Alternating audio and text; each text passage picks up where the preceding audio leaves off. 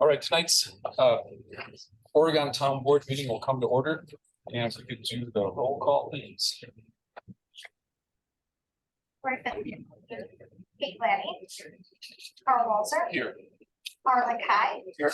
and Steve Jernigan. Here.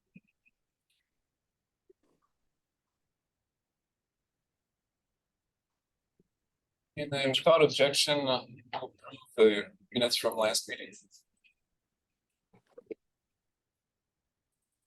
And then again, without objection, we'll approve the financial report and payment vouchers. Are approved.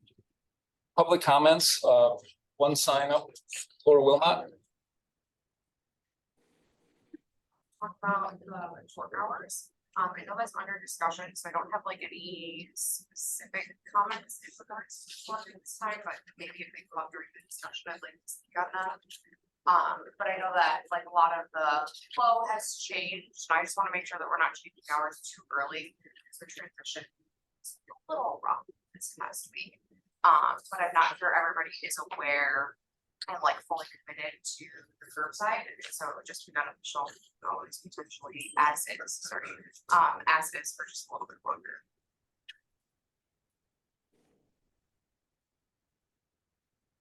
And then the next item is the park reports. Excuse me, is it not possible to do public comments without prior notice? Who is speaking, please? My name is John Marks. Spelling is M-A-R-X. I apologize, I didn't know that prior notice was required. And if I could introduce myself, I'm the Town of Brooklyn Fire Commissioner. I've also been the Vice President of the Fire Commission for the last 10 years. I believe I've been on the commission for 15. I'm looking at your agenda item 17B, which I understand to be consideration of a policy to require your representative, your member of the Fire Commission, to be an elected official. My comment is simply that I would like to put in a word for Mark O'Brien, the work that he's done as the president for the last 4 years. As the vice president, I know the work he has to do because I have to do it when he's unavailable. I do a lot of the policy work for the commission. The document you have tonight discussing commission's retirement programs, that's something I wrote. It's part of my job to make sure Mark O'Brien has the support. So he's been elected to be the president of the commission. Term will end December 31 of this year. But I think I share the feelings of the other commission members. We would like to at least see him finish his elected term. Thank you.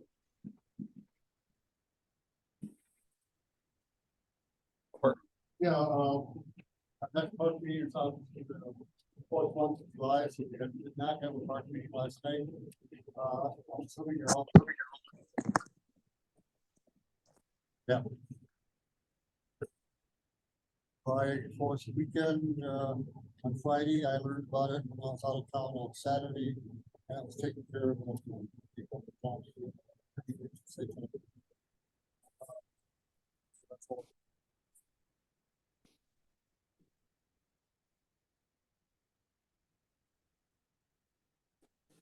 Seven is discussion about the recycling center, and there's some notes on page 14 in the packet, and Sheldon is here. Some of the topics to discuss would be hours, Wednesdays and Saturdays, and then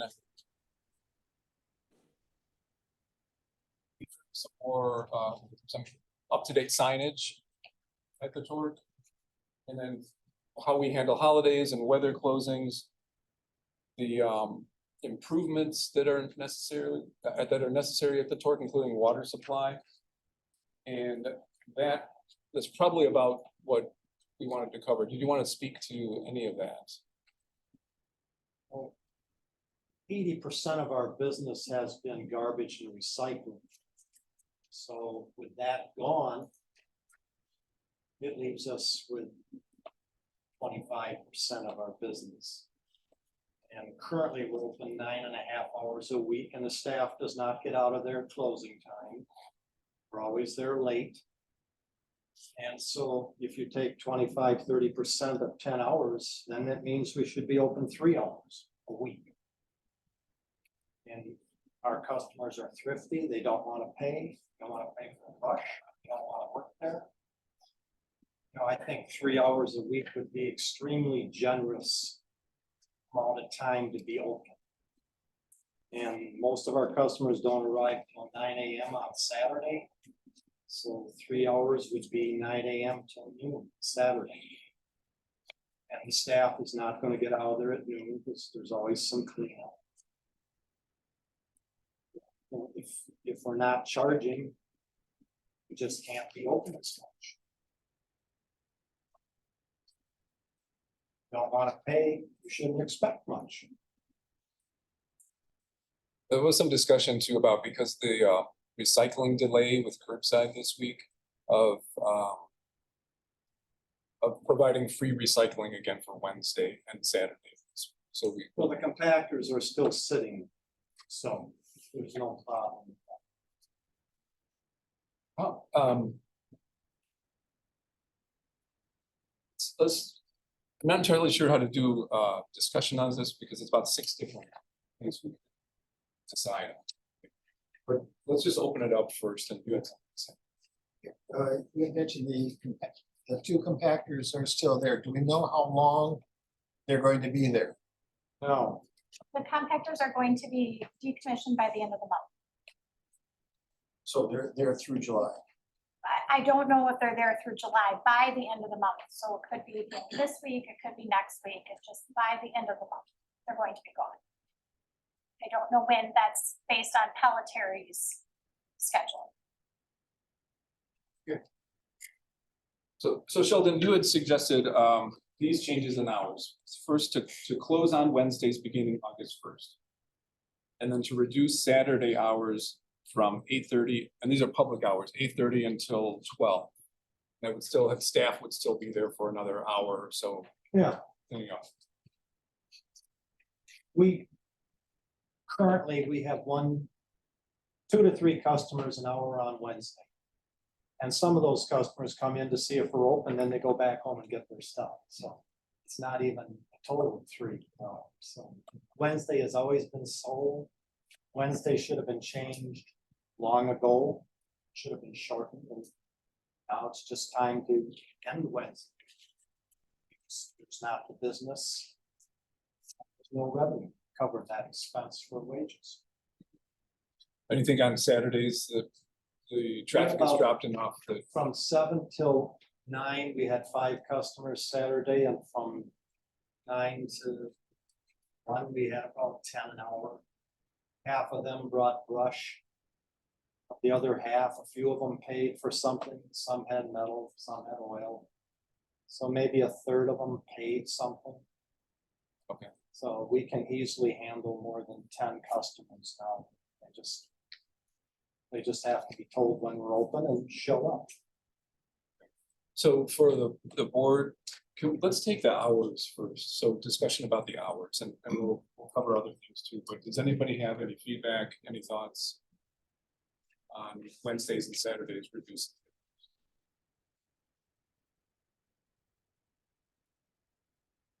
I'd say it would make sense that Wednesday can be shut down, but Saturday, the recommendation for 8:30 to 12, say is sound.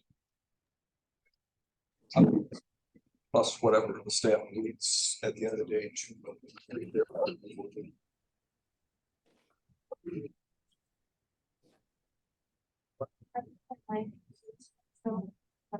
Sheldon is a workaholic.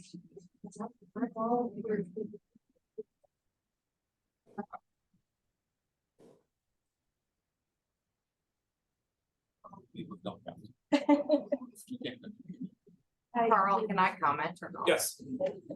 So Laura Wilmot, 5596 Winters Road, totally on board with the Wednesday hours. The one thing, like, I'm just one resident, so keep in mind, I'm not speaking for like multiple people, just myself. But with the Saturday hours, we're in a huge drought right now. So personally, I don't have nearly the amount of brush and trees that we're usually bringing to the torque on Saturdays. And so the only thing that I would propose to the board is just consider how the volumes might be changing right now due to the drought. We're not bringing grass clippings, all this stuff is probably reduced before making a potential like long-term permanent decision. I also personally like agree that changing it to later at like 9 o'clock is entirely fine. Saturday specifically, that's when we get up and that's when we start working. And so afternoon hours are actually better for us. And we often struggle to make it actually to the 1:30 time frame to get in there because that's right when we're finishing up and essentially want to go to the torque and drop it off then. So then we keep it for an additional week. So just thought I would throw that in there as my perspective on how this year has been impacting our personal volume. But completely up to you guys to decide on.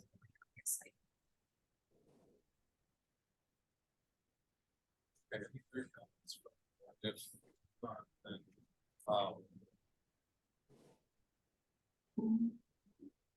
I think what we do is tie any changes to August 1st.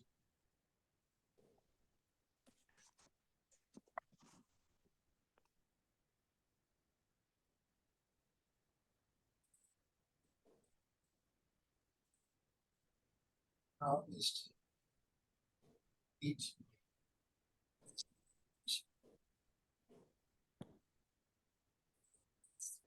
Saturday. A second to that Second that. discussion. All opposed? Sorry, that was Saturdays 8:30 to noon exactly, or 8:30 to 12:30? Which was from you? Based on the memo. Based on. Then staff would extend to finish up the. Okay. I don't think we need to, well, I don't think we need to discuss about signage.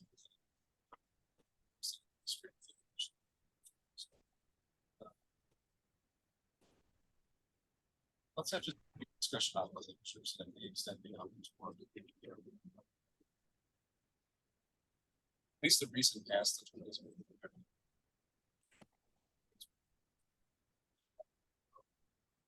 Features on all of this. Recommendation here is to close for all holidays that the town ordinances. And close for snow days that would require plowing. Extreme weather. This is anything. So, I guess you're gonna be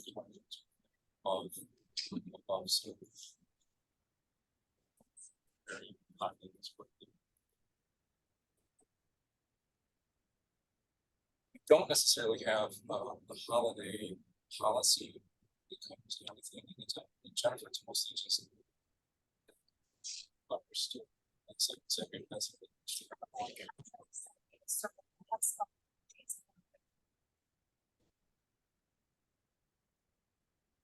Holidays on Saturday. Possible 4th of July. Christmas. It usually falls like Christmas, New Year's, so like it would be like New Year's Eve, Christmas Eve, New Year's Day. or Christmas Eve.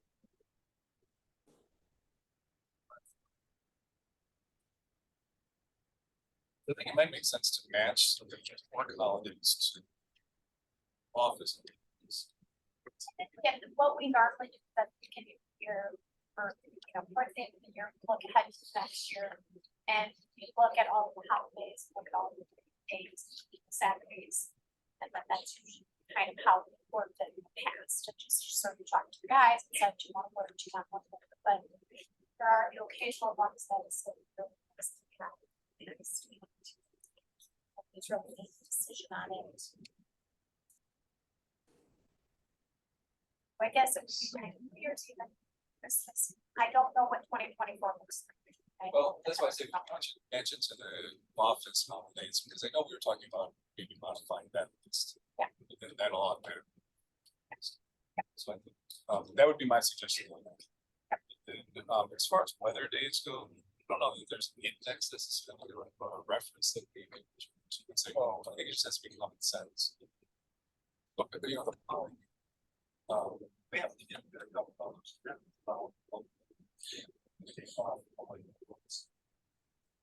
right.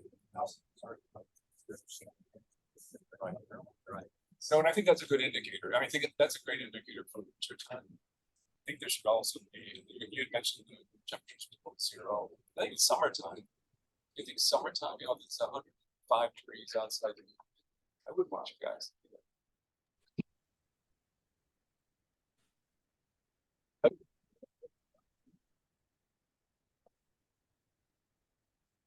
So I don't know what the top end limit should be. Well, why don't we respond to what is it? What kind of information do we send out? If there is a emergency. Okay, we have the heat wave. Do you send out information that things will not be happening or will happen because that there's a heat advisory or a heat crisis or? I'm trying to remember when we ever had that. I don't recall anything that we've done. I mean, now what we could do is send out like the news blast through the website. You know, that's what we could do, but we've never done anything really in the past. I don't know that you guys have ever. The last time you closed because of weather. I'm trying to think.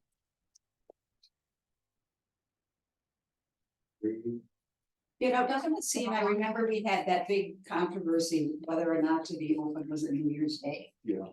And then people were upset because they couldn't bring their garbage because it wasn't open when it was supposed to be open. And because we're not doing garbage and recycle, I think it's pretty easy to change hours and say if the weather is bad or too hot, it's not gonna be open.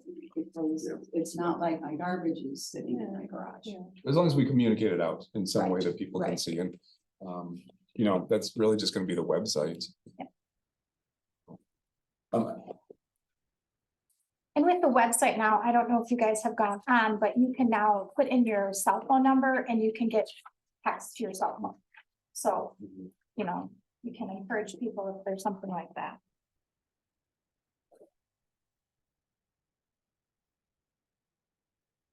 Okay, so it sounds to me like if, and I'm not even sure if we have to vote on this. But let's anyway, just for fun.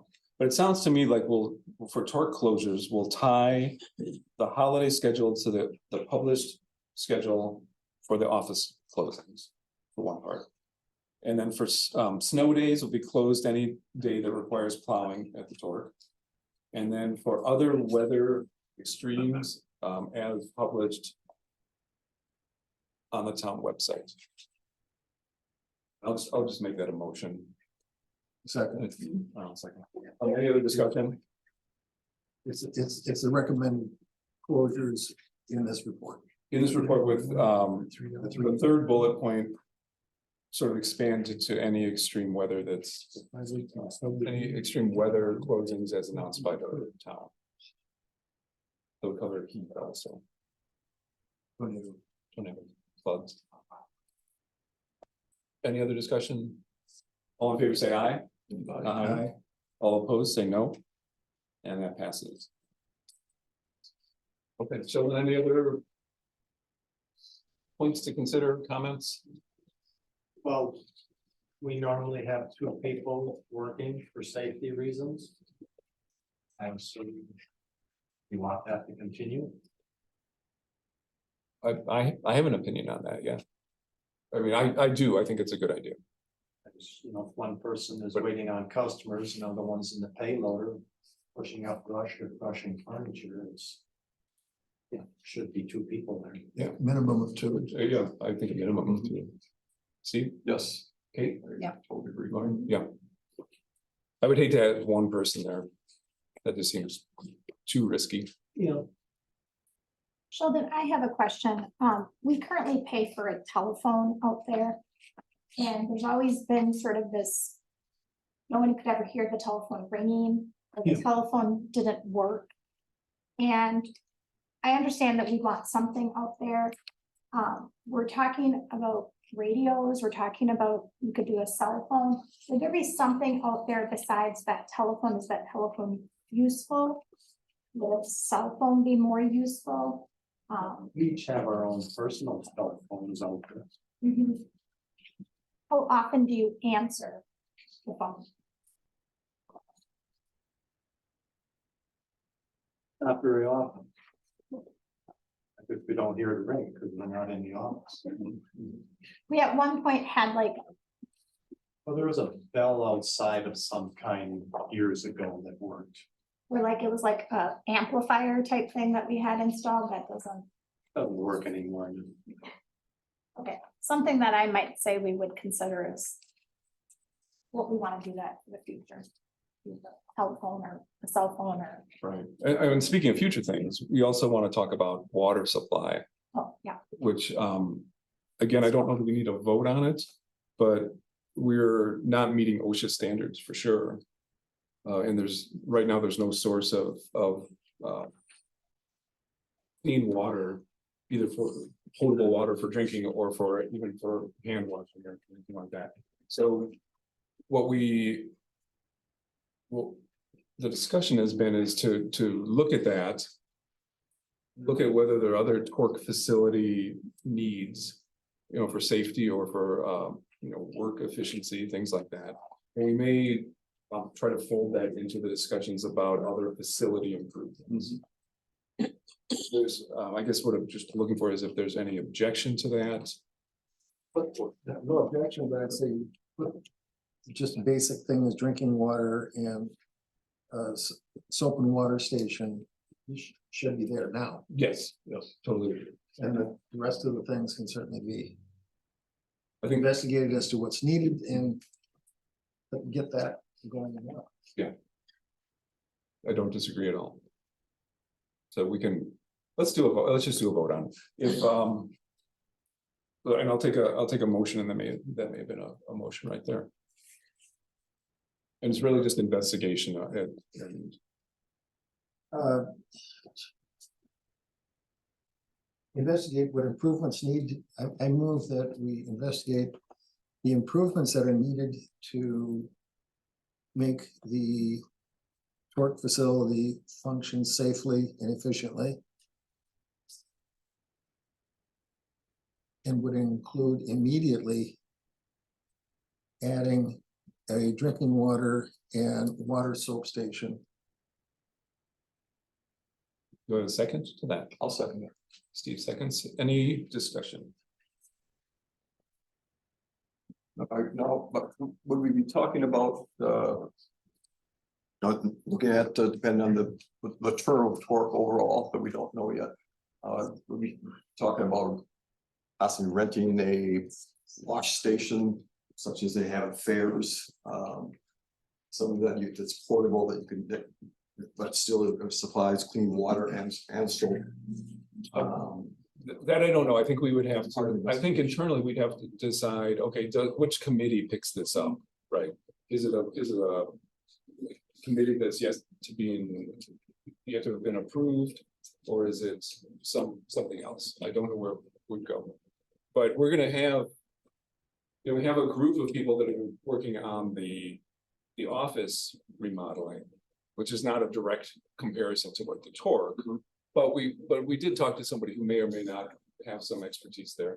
And there are other people that we could talk to also. So I think there's gonna be a hopefully short phase of some investigation, and it may involve third parties. But I would expect that any group that works on that would come to the board with some kind of indication, some kind of proposal that indicates what the cost might be, or what the steps might be. Any other discussion? All right, did you capture the motion? Would you mind reading that? motion to investigate improvements needed to make park facilities safe and efficient, including drinking water and water soap station. I think that was it, Arlen. Immediately. Immediately. Close to immediately. Okay, all in favor, say aye. Aye. And all opposed, say no. And then motion passes.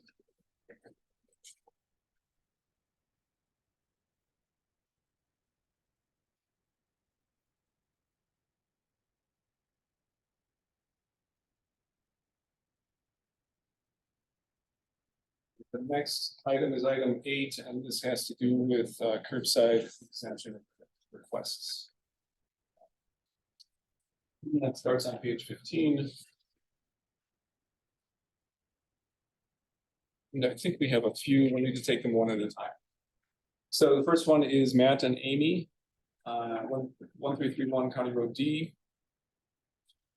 And the reason for exemption is business. They've got waste management and provided.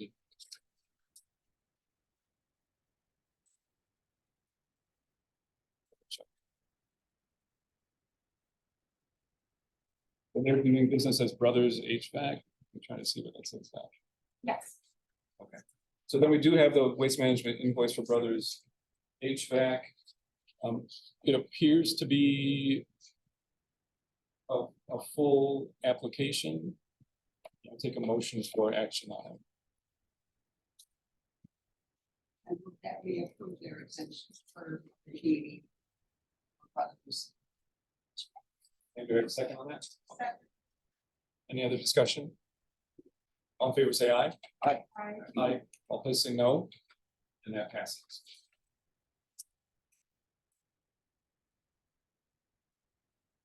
The next is North Parish Gardens Nursery and Greenhouses.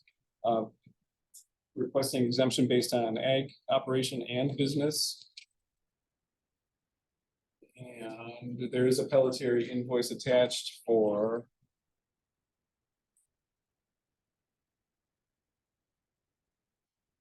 It's like a 4-yard dumpster space. So that also appears to be complete. And within the guidelines for the exemptions. Got a motion on that? I move to approve the application. And any second? I'll second that. Any discussion? All in favor, say aye. Aye. All opposed, say no. And that passes. Next is Randy White, A Better Window and Door, 5534 County Road A. Exemption request based on business. You have to speak up because I'm my hearing aids in, I can't hear you, get kind of. Are you Mr. White? I am. Mr. White, so, This is what he. Oh, I couldn't oh, put that in the. I did a lot of Oh, work on that. okay, so let's see. And these are, That's my business, those are all my LLC license, my business card, show you that I have a business, been out of my home for 25, 30 years. before I dig into this, is there an invoice or receipt in here for waste pickup, for garbage pickup? No. So There that's- is for, I go to landfill, all those little white receipts you see in there, I'm in construction, so I take all my garbage there in the recyclable area. My wife also has a business looking good in Madison that she pays for all recycling everything, so I have a place to deal with all that. Okay, so one of the requirements for this is to have an alternative pickup for your garbage that we have an invoice for. And Well, I do, I just gave you the receipts in there at the Dane County Recycling Center, those are my receipts. Probably about 8 or 10 of them, right? Have my own barrels, I take them in there as I need to. So there are receipts for getting rid of my recyclables. the guidelines we've been working with involve either Pelletier pickup at, like, let's say a dumpster, or waste management pickup as an alternative. So landfill does not qualify. Okay, well, then my wife has her own business in town, which is waste management. That, She pays that, she pays, she has her own shop there. She pays maintenance fees, and that takes care of all that type of recycling stuff. They have dumpsters in the back, and I use. So does she pay? Yes. Does she have the invoices? Yes. But it's not, Um, it's not in this residence. it's not. My question is that I do have a way to get rid of my recyclables. I'm not dumping them out in the backyard. I get rid of all my garbage, everything. My yard gets amazing. And I just was kind of appalled when you guys pushed this on me. And I don't really want to be said I have to do this when I have a way of getting rid of my recyclables. Right. That's, I hear what you're saying, but that's not the way that the exemptions are working. You just said I can get receipts from her business. It would be from at your address though. What's that now? The alternate service would be at your address and not necessarily a company at some other address. Or NEP So you're forcing me to have somebody come and put all these ugly barrels in my yard, these containers that I have to deal with in the winter. I'm in construction for quite a while, and these barrels, I've seen them around for quite a while. They're pretty hazardous. Besides that, when they get gross and dirty, there's bees. When I'm driving down around in town on a windy day, there's barrels laying all over the streets. If I'm gonna come home sometime, maybe 50 miles an hour, and all of a sudden I got these waste containers sitting in the middle of the road where I have to dodge, because the guys that dump those off don't really care where they land after they're done with it. I see them laying all over the place. Plus, I have an inclined driveway, and it gets pretty icy in the winter, and I don't want to deal with them containers, trying to move them, have my life get hurt, or myself fall down the ice if it's snow or whatever. So I do have an alternate way of doing this. So I don't know how you just can force this on me, which I think is unfair. we're not, we're working under a certain set of guidelines that we're working under a certain set of guidelines Okay. that we established. And the way that they are now, if there's ag operation with, say, dumpsters at where you live, that's an exemption. If there's a business and you already have dumpsters or alternative pickup, that's an exemption. If you have a multifamily, Well, I read all that, I understand that. okay, so what we don't have in the exemption framework is something that allows someone to turn down the curbside service at home and there's no exemption then if you take your trash or recycling to some other location. It just, the exemption is not there right now. Now, do you have to take the bins? No, we've had people who do not want the bins. Does that exempt you from the fee? It does not. Now, I cannot say, we did talk before about evaluating the exemption process, but that would be probably not for about another year after we've run curbside for a year. So in other words, this is trial by error, what you're saying. So. No, not necessarily. I think, Well, you just said that you may look at it differently later on in the year or whatever. well, It sounds to me like you're just trying to feel out and see what's going on here and how much feedback you're getting on this. Mandatory to make us all have to do this service to these people. no, I think we're trying to make sure that we're open to unusual circumstances. And right now, I could not tell you what an unusual circumstance is. So without that knowledge, we're not going to make any changes to the exemption process. We can't. We just, it wouldn't be fair to anybody else. You know, here are the rules right now. And that's what we'll operate under for, until we revise them. And I don't know, maybe we won't. Maybe we'll find that it works fine a year from now and there won't be any revisions. But at least we're leaving open the possibility that we revise some things about the curbside pickup and exemptions if necessary. I just don't understand why you're forcing me to have to go to some waste management and pay them so much a year to get rid of my recyclables and stuff. I just don't think that's fair at all. I hear you. It's a community program. And it does not work. We've heard from people who it does not work perfectly for. I understand that. But it's a community program. There really is a benefit to everyone. Yeah, I could see it in town, I could see it a little different, but I live out in the country and it's a little bit different out in the country out here, Mm. I mean, we can, there's a few things that you can do out in the country versus in town. I just don't see why I can't recycle. I've been recycling for years. And just because I recycle, would I have to have a big bin or something saying waste management in my yard to say that?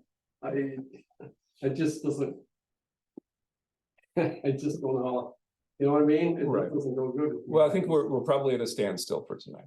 Pardon? We're probably at a standstill for tonight. There's nothing Probably. the board can do. So what your options then, I suppose, is you do not, if you have alternative places that are out of town. I'm not saying to not use. I know, but you're those. still gonna charge me, We're still gonna charge you. which is unfair. I think that's just BS, you know?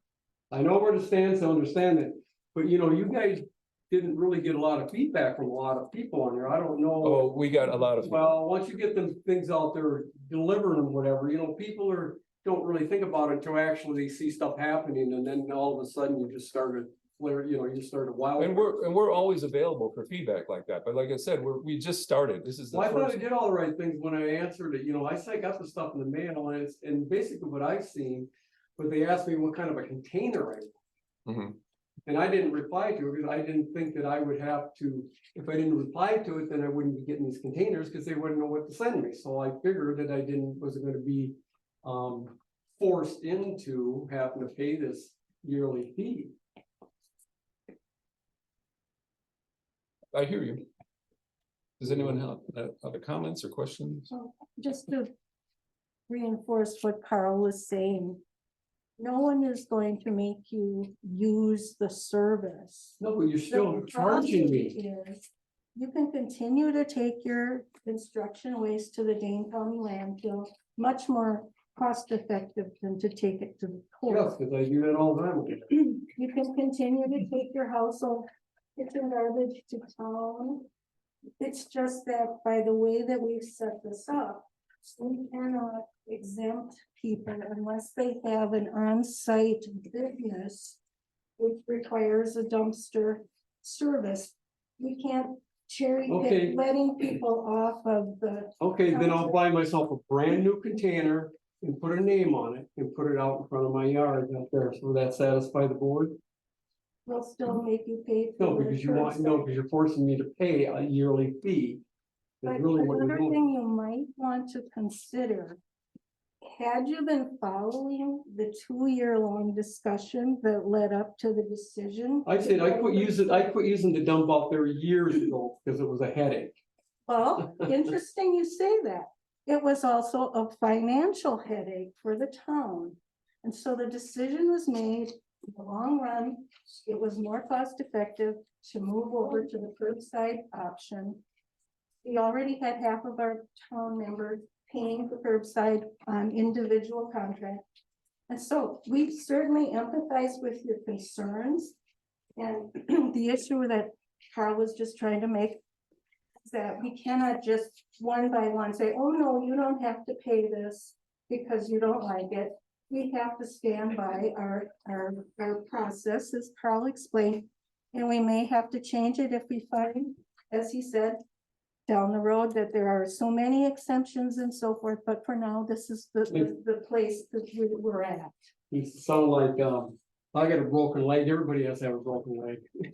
You know, I spent a lot of time investigating, New Glarus, Dunn, other areas, Montrose that have had this for years. And they But you haven't guys are had just- problems and I they know, have but long you're driveways. not listening to me. I say, some of us do have alternate ways of getting rid of our recycling. But when I Well, talked to these people, they said it didn't work for them to give some exemptions, and I understand what you're saying. I mean, my taxes are up so high right now, and I've never had any children in school, but it's one of those things that just happens. We have been denying many similar applications to this, and until this business has a dumpster service, that we have to deny this. And we seem to be having other ones that come before us too, and so for consistency, it is not meeting the standards, and move, is this a motion? You can make a motion. That deny the commercial exemption application of Mr. White at a better window and door.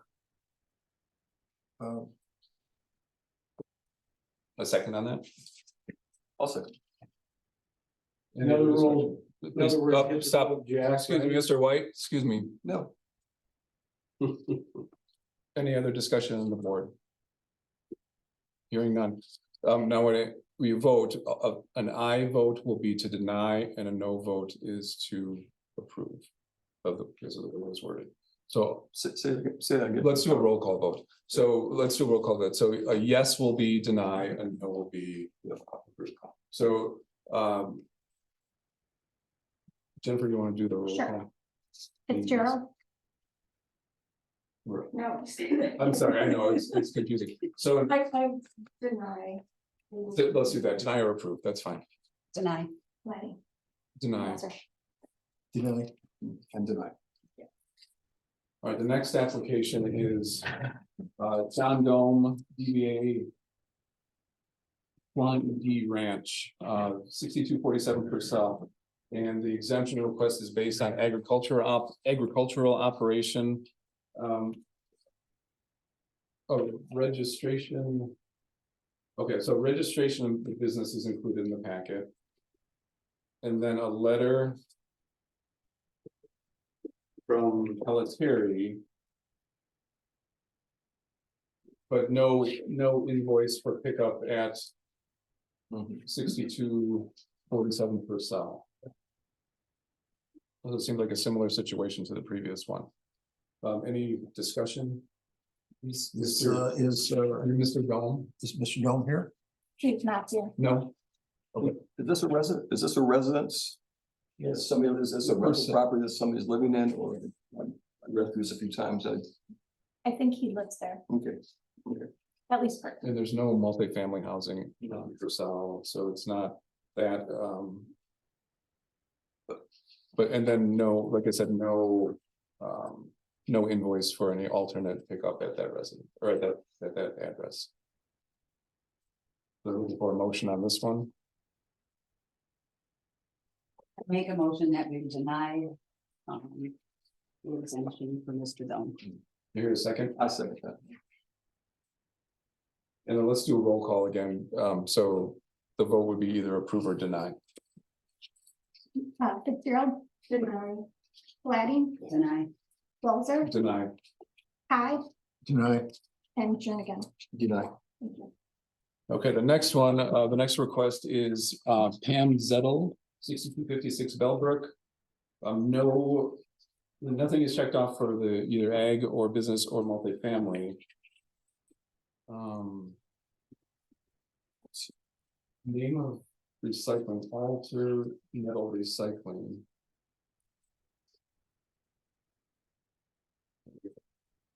Agreement.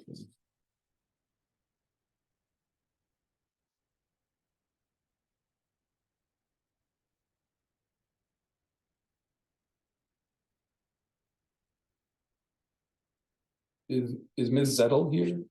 Could you explain what Alter Metal Recycling does? Because it doesn't sound like household pickup. It doesn't sound like household recycling or household trash. Is that covered by this agreement? I'm quite hear what you're saying. Is there's the application for exemption. But I don't know if you're an ag business or a business or multifamily housing, because it's not checked off. The Alter Metal Recycling agreement is attached, but I'm not entirely sure. It doesn't seem like that covers household, either recycling or household trash. I've been taking our stuff down there for 40-some years. They'll take anything I can bring. But there's no pickup or there's no dumpster at your address. There's no, I got my own dumpster where I keep my stuff in the shed. And you won't find another place on the road, clean as our yard. And we answered every question you asked. told you we did not want them. And when you get to be 90 years old, you're gonna be dragging one of them damn things you've got out. Couple blocks to the road in the winter time when you got a foot of snow. What are you gonna do about that?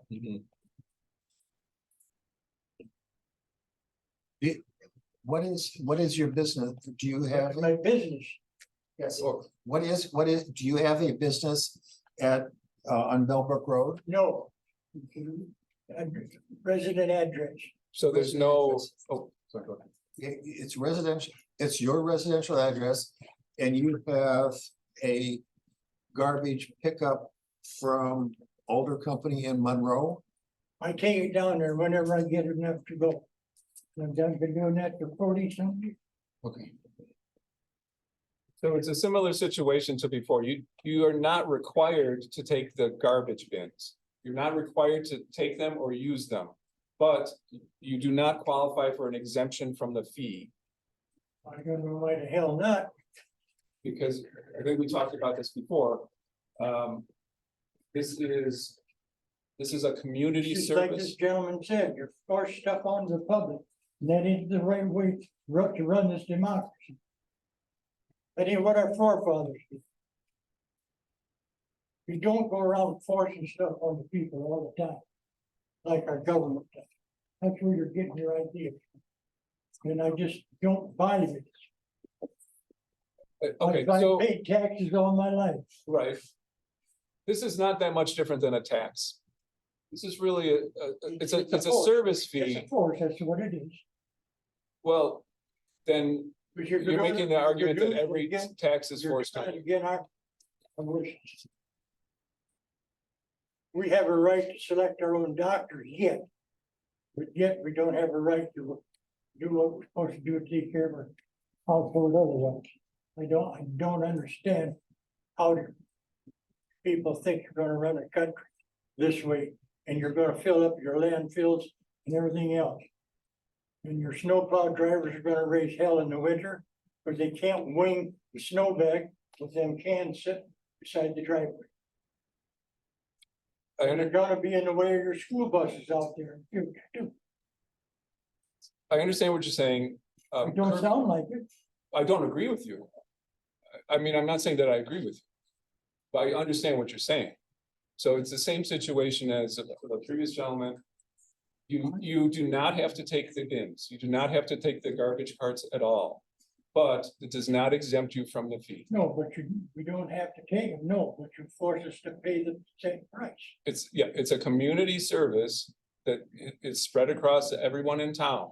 Just like a tax, it's not, the accounting for it is not a tax, it's a service fee, but it's essentially, it's like any other tax. It's not the community that's doing it. Everyone in the town. In the has- town, understand that. You get out in the country, like I said, you're 90 years old, you want me to, you've expected me to drag that out. Block and a half to the road. In the winter time? I don't think so. You won't do it, neither one of you. But you probably won't live to be 90. But we're gonna vote on this at this point. So like I said, I understand your situation, I understand your argument, but you don't qualify for the exemption. What does qualify? Well, what's in the. If it's an agricultural property with all, that already has, say, a We're dumpster, listed agriculture. you just said you were a residential property. We're listed agriculture on the tax. But do you have an agricultural business, an operation, operation on your property? It sounded like no. And you don't have a business on your property. It sounded like no. And you don't live in a multifamily building. So those were the three key parts of an exemption. And you don't need that. And I understand it's probably a difficult situation, but the worst case would be, like I said before, you do not have to take the bins. You do not have to use them. You don't have to drag them in the winter. You don't have to You do wanna anything. take part of my social security money to run the rest of your business. I think it's time to take a vote. Yes, all right. Do we have a motion on this one? This is on Pam Zettel, 6256 Bellberg. It's an incomplete application. And I would move to deny it. A second? I'll second. All right, any other discussion from the board? Do you want to take a roll call? Yeah, please. So let's do, again, voting roll call. Either approve or deny as your vote. Fitzgerald? Deny. Black? Deny. Walzer? Deny. Kai? Deny. And Jernigan. Deny. Thank you.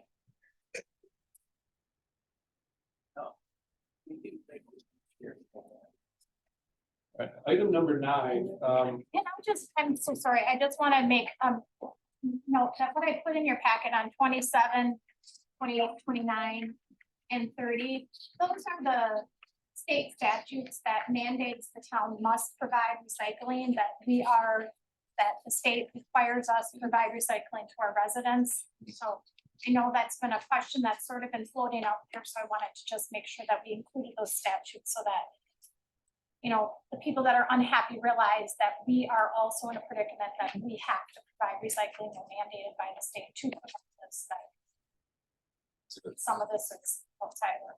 So Okay. That's a good point.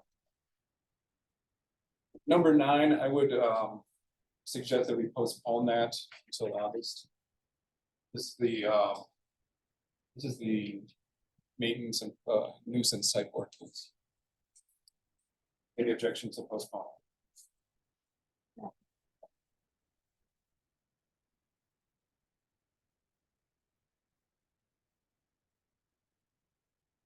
Item number 10 is, we saw this at.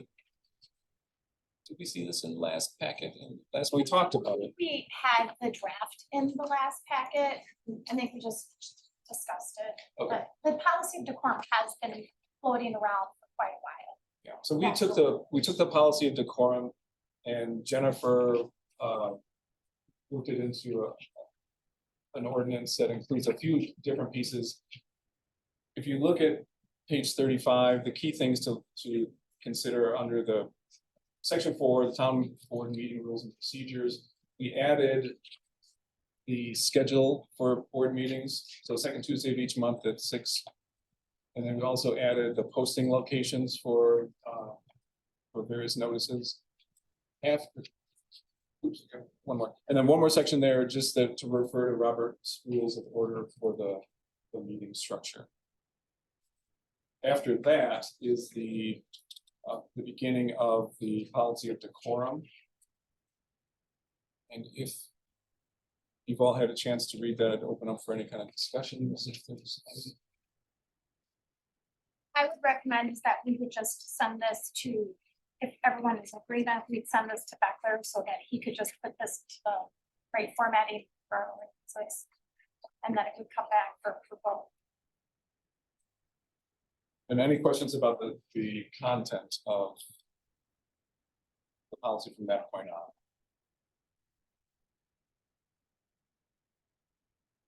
I have a question.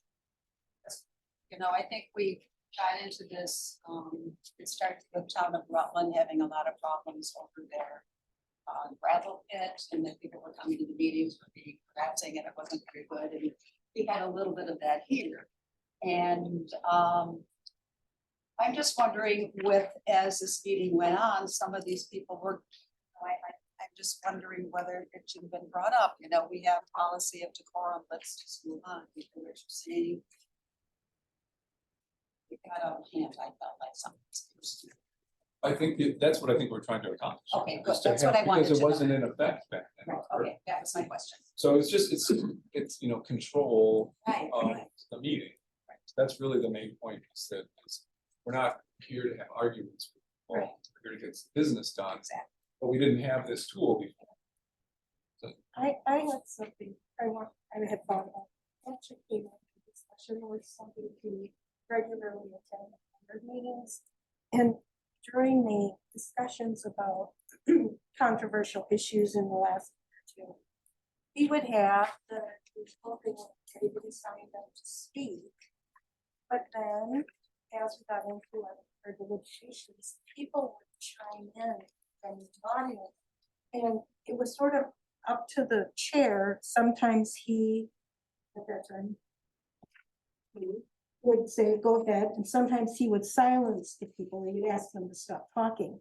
And I think there can be a very productive kind of meeting where people, because they're interested in what we're talking about, they realize they have questions that they didn't know when they came to the meeting. And I just wondered if that could somehow, or if that should somehow be reflected in the ordinance. So that, because right now we seem, my perception was we had this really strict rule about when people from the public could speak.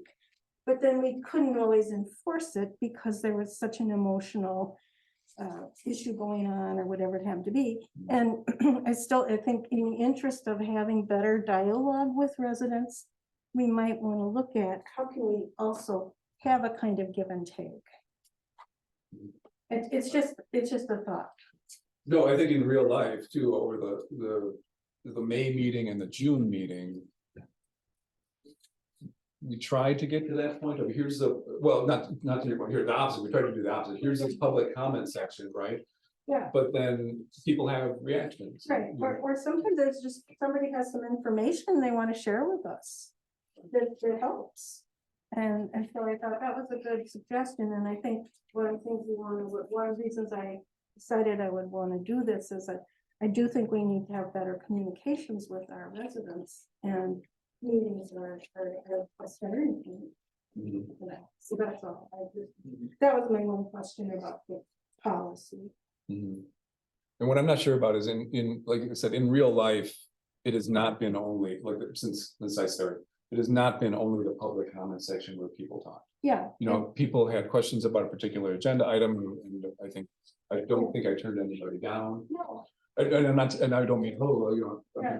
but I don't know how to write that necessarily. Or does it even need to be? I think it's an And I think sometimes we negotiate it, don't we? Like, we'll have an official comment section, and then it's up to the chair to say, oh, yes, we may have some additional input. I've seen that happen. So I just wanted to get that on the table. No, and I think that with a strict reading of this, it would say, just public comment section. Yeah, that was. And I think so, I think we would write it in public comment section only, except something else that Does there need to be? Like, I don't think, I think it's just maybe. Maybe just a regulation of the value of the station. Yeah. But we also want to have like a fairly efficient. Right. There's got to be something that, you know, in the public comment discussion, there's a time and an overall time. I have a question. Sure. Mike Resac, 1385 Storytown Road. So do you have an email, you know, because a lot of times I'll sit here on meetings there and think of a question of a discussion that we had and didn't have a chance to speak. You know, but if you had an email that I could send the next day, we could reopen that discussion at the next meeting, something like that. Sure. That would, you know, kind of abide by what she's saying a little bit. Each of us has an email address, there's a town. What's that? Each of us has a personal email address. Well, isn't there For, one not personal, for- but for the board, as board members. And then If you go to the town website, there's a contact us, and you can, it's pretty simple, because it's like, it's not an email, it's like a form, and you get and you send it to us, and then it will come to Stephanie and I, and then generally we'll blast that to the. I know, but then would that be picked, you know, all the questions that the community had, would that be readdressed at the next meeting then? I can't guarantee that it would, but if that topic is still open, then I think that it would. Yeah, But well, that's a good idea. I mean, I think that what we could do is. that's what I'm saying. There's a lot of times I have questions when I'm sitting here, or I think of them later. Right. Yeah. So I think even there's a little stand, if it's still there, there's a stand with business cards. Maybe there isn't. No, it's there. It's- But it's okay. the one email that goes to all the board members, so. On the website, the contact form does. Yeah. Well, it goes to the town, hall, And we. the clerk's And office. then you give it to all of the board members? Yeah. So usually if it's a question if you had a question that we can answer, we'll usually answer you right back if it's something that's, you know, within, if it's more of like a comment or a suggestion or something of that nature, you know, then we'll blast it to them so that they have that feedback from you guys as town residents. Yeah. Have you guys ever thought about, and I don't know because I wasn't in on all the discussions with the garbage and recycling pickup. We have our thoughts, but we didn't get involved enough of it in the beginning to whatever, but when there are big things like this that are happening with the township, can something like that be put on a ballot and let every single resident vote? I mean, wouldn't that kind of like, because, you know, you guys represent us. And so for us to give our opinion on something, a vote would be good. I don't know if it can be on a ballot or not, but it's. There are some things that could be, And that could have been. could have been. Even Yeah, but I mean, I would. It was not Well, binding. except- They It's not put it on a ballot, but it was non-binding, Right. right? It's not binding. Right, and that It's- wouldn't. It still came up to the board to have to make the decision. So what you're saying too is, you know, we represent you and yes. The residents voted for us to use our, you know. Experience and knowledge and whatever to make decisions, so that's the representative democracy part of it. The direct democracy part would be more if the referendum were a binding referendum, and I think that's mainly just budget related. Something like voting on curbside would not be, as a couple people have That's said. budget. Well, then Going to curbside is There's- not that binding. wouldn't be binding. It's not binding. Without, well, it would still be a referendum. It could Well, be, true. it could be a, yeah, an advisory referendum is what they call Or it. a survey, you know, But you're like, yeah, like if you get surveys, do you ever think about, or maybe you do, I don't know, but like the majority rules? Like with. Of the community. it's Of the tough community. because it's tough because you don't get 1,100 responses. Or per household, okay, 1,100 per household, 3,000 per each resident, I don't know how many are voting or not, but. It's tough because you get a couple hundred responses. And that's not really even close to a majority. No, unless So it's an you- indicator, it's definitely an indicator. I mean, people coming to the meetings and talking is an indicator too. But I will tell you, one of the things later in the agenda, we're talking about new committees. And forming new committees, and one of them is a communications committee. You're sort of doing, looking into exactly what you're describing, getting feedback from residents. And a better two-way communication between the board and residents. So we're, one of the things during I have to say, one of the things during the curbside discussion and the torque. Situation was that communication was not ideal either way.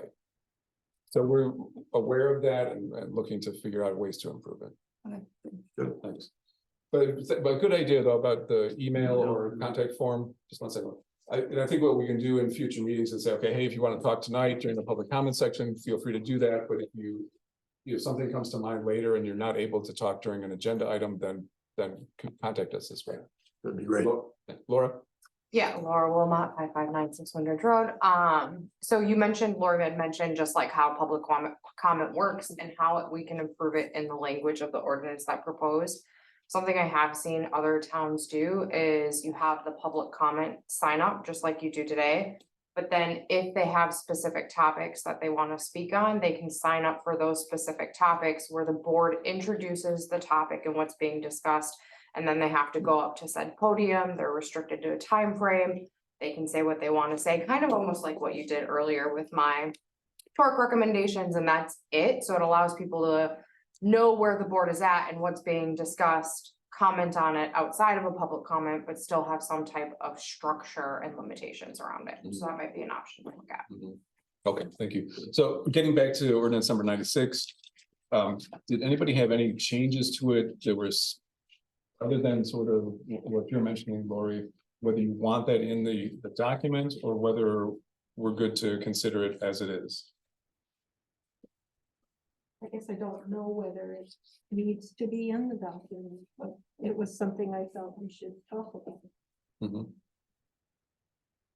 Any other discussion before we look for a motion on this? The motion would be to forward it to Mr. Becker for review. Right. And that would give us some time to think about. that would give us a little time to think about changing it, or maybe even incorporating a structure like what Laura just described as one of our. Yes. You, if I'm hearing you correctly, if you want to continue to make this address, how do I put this? I don't want to waste Attorney Beckler's time if we're going to be amending this. So do you want to just hold off and have everyone reread this and take it up again at the next one? We could look at what other communities have for a policy or for something like this, and then decide to send it to Beckler at the August meeting. Do you understand what I'm saying? If I send it, yeah. Not waste the visit. Yes. The only thing I would say is I think the ordinance as written and the particularly the policy of decorum section doesn't say that we can't do what you described. I think it's written, I don't think it's written to that level of detail. I think it's geared at civil behavior. Right. There's been not really so much about the procedures. And if we wanted to change the way we were doing the public comments, we could change it in what we have on the agenda rather than having to worry about changing it here. I think so, yes. I'm, my personal opinion on this is I think it's okay. The way it's. Okay. The way it's. Okay, I mean, pending review, pending formatting. I don't know what he'll come back with in terms of his comments too, but I just wanted to make sure that everyone is okay with this before we send it to back. So do you wanna tackle a motion on this? I make a motion that we approve ordinance number 96. Can you hear a second? I'll second. Steve seconds. Any more discussion? Well, It's, If we're approving it to send. in concept, but we're still sending it to the attorney, who's gonna come back for approval. Yeah. Right. Yeah. So shouldn't this motion be saying we're for it? Be forwarding it for Beckler's review? Would you like to revise your motion? I make a motion that we send ordinance 96 to Attorney Beckler to review it. Right now, the board is approving it. Okay, do you hear a second to that? The revised motion. Steve thanks. Any other discussion? Hearing none. All in favor, say aye. Aye. All opposed, say no. And that passes. Thanks.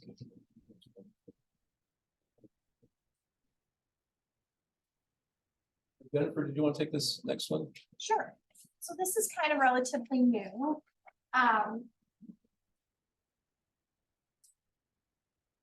Most municipalities do a resolution when they're doing something to their budget.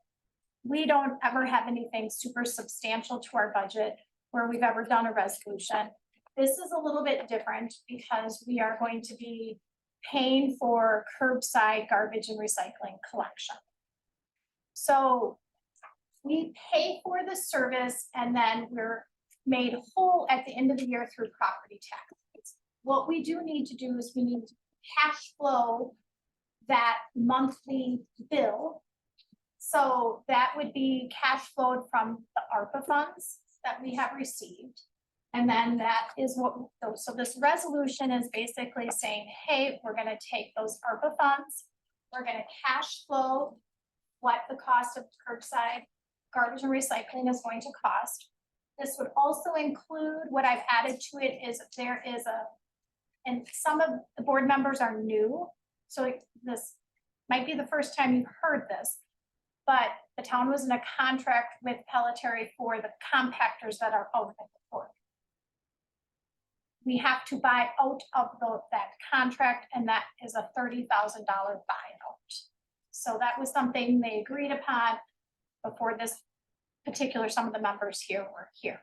So I've included that because I don't know when that charge is going to come, but obviously if they're going to get the compactors out there sometime in July, that bill will come sometime this year. So basically this is just making it so that our budget is equal.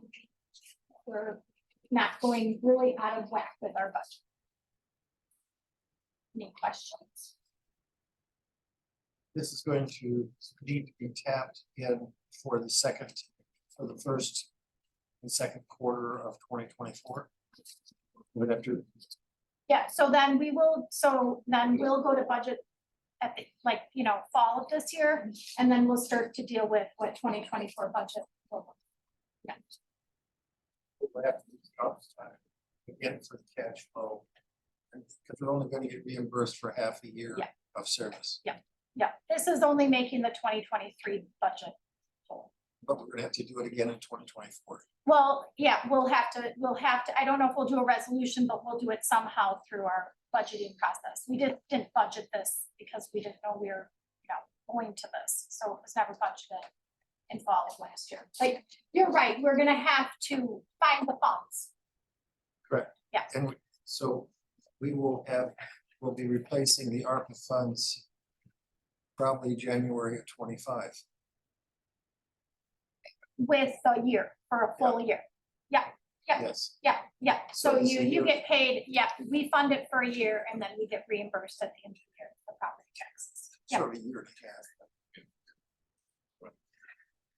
So we'll have the carry, we'll have the loss of whatever interest would have been earned. Wherever the ARPA funds are sitting right now, so, you know, whatever, 2% or something like that, so we have that carrying cost of the. we don't ever lose the money, we just have cash flow. We do No, no, that. no, I with understand. everything. No, I understand that, but I think just the expense to that would be, We have to use the ARPA funds, so we can't carry, they can't be put into savings, so by 26, we have So to it's do zero. that.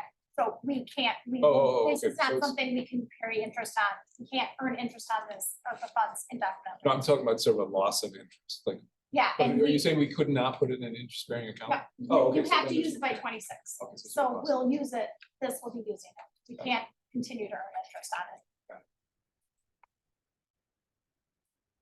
I have a question. Sorry, I don't mean to interrupt. I'll try to make it quick. So the $30,000 buyout, that's something that just is, that's just, the township has to just pay. You need a contract. Yeah, be- so, but it's with Pelletary and the curbside pickup and recycling is Pelletary. Did anybody try to negotiate saying you're gonna, and then, and there's still $30,000? Where does that fund Because we come had from? We had a contract with them.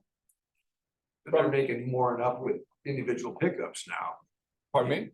They're making, Pelletier making up more with curbside pickup now. They would have earned it anyway. You know, it was contract based, so the. We left, we This left, was a negotiated price. It would have been a lot. Well, it was more gonna be than more, that yeah, I should have said that. negotiated. $30,000? Oh, the individual pickup was a negotiated price. No, No, so was, this so buyout. was a buyout. That was renegotiated. So they gave you a deal. sir, Lee Christensen, 40 Rome Corner Road. How come we didn't wait till January 1st to start that and not have to pay the $30,000? Where was our committee when they did this? it was longer than 6 months, right? Isn't the remainder of the contract into, But however long it was, you know, we shouldn't have just. Why did we just wait till January 1st and we didn't have to switch everything over then? We had no 30,000? January 25. it would be a year and a half out, Yeah. so. I think that's, don't have a contract. in front of me. No, I think it was a year and a half. Yeah. Sounds like the It was- town just got too much money. Just to be aware though, the torque was running at, wasn't it a $30,000 deficit? So it washes itself out after this year, correct? Yeah, we weren't making money on the torque. The longer we waited on the torque, the less You were losing $30,000, huh? we were losing a fair It's amount. more than that. I think it was estimated at. Not the 25 way in you the first start half of the charging year. towards the end. You weren't losing money.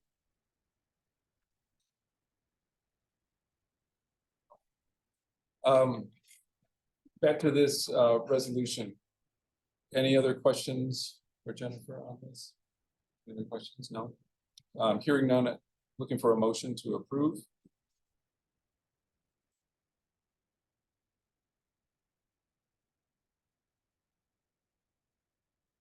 I'll move to approve,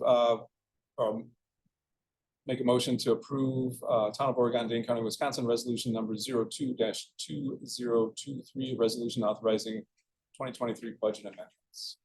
Any second? Second. All right, a second. Any further discussion? And then can we just do a roll call vote? when we're done? I'm Yes. sorry. Can we discussion? Yeah, discussion. as you've sensed here, tonight. So this is continuing on. We're continuing on with the hard feelings for badly managing process of getting into curbside. And while this is a necessary resolution, considering where we're at, we're still having great, not supportive feelings because we didn't do the advisory referendum when we had the opportunity last fall. And we didn't, we're not saving any money. We're gonna be losing 30,000 here, be adding on to what we're not making money on the torque. So congratulations, let's move forward. Well, I'll throw this out there because depending on how you look at it, if we had said in the beginning, the torque's not making money, right? We cannot continue the torque. It's the long-term life of the torque is inhibited because of worn out equipment, of facilities in horrible shape. We're closing the torque, period. We could have said that. We could have said we're closing the torque, period. That would have left, and if there was an objection, if there were objections to curbside, we could have said, oh, fine, we hear you. We're not going to do curbside.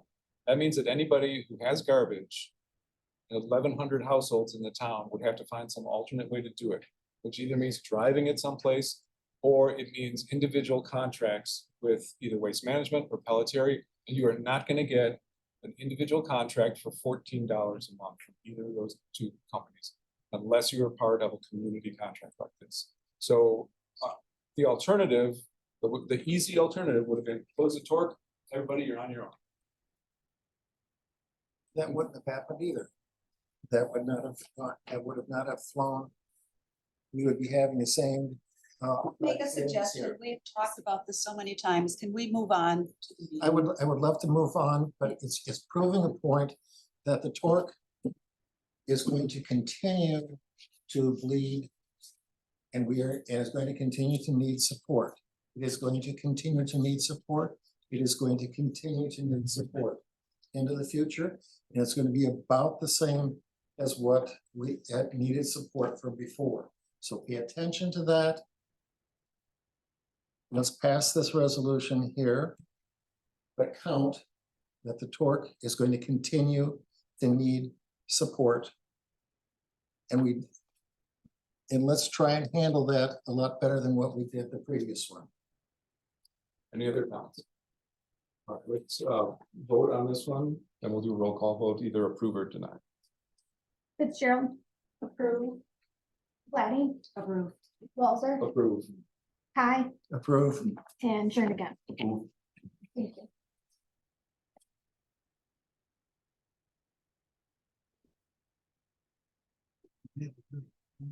Item number 12. And this has to do with the town hall space remodeling.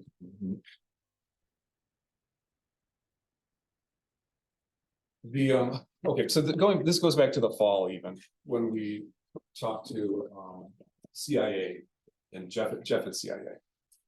And lost touch with him for a while, picked up, and Jennifer started to do research into companies that could help us with the space and storage and efficiency of the office space over here. You'll see in the memo that they're at Linville Architects, Strang, Interior Logic, and McGinnis Design were all part of the discussion. At the town level, Jennifer, Stephanie, Abel, Ryan, me, Arlen were part of the discussion. Kate was part of the discussion. Lori, I don't know if you were or not. Based on, well, cost, and then also,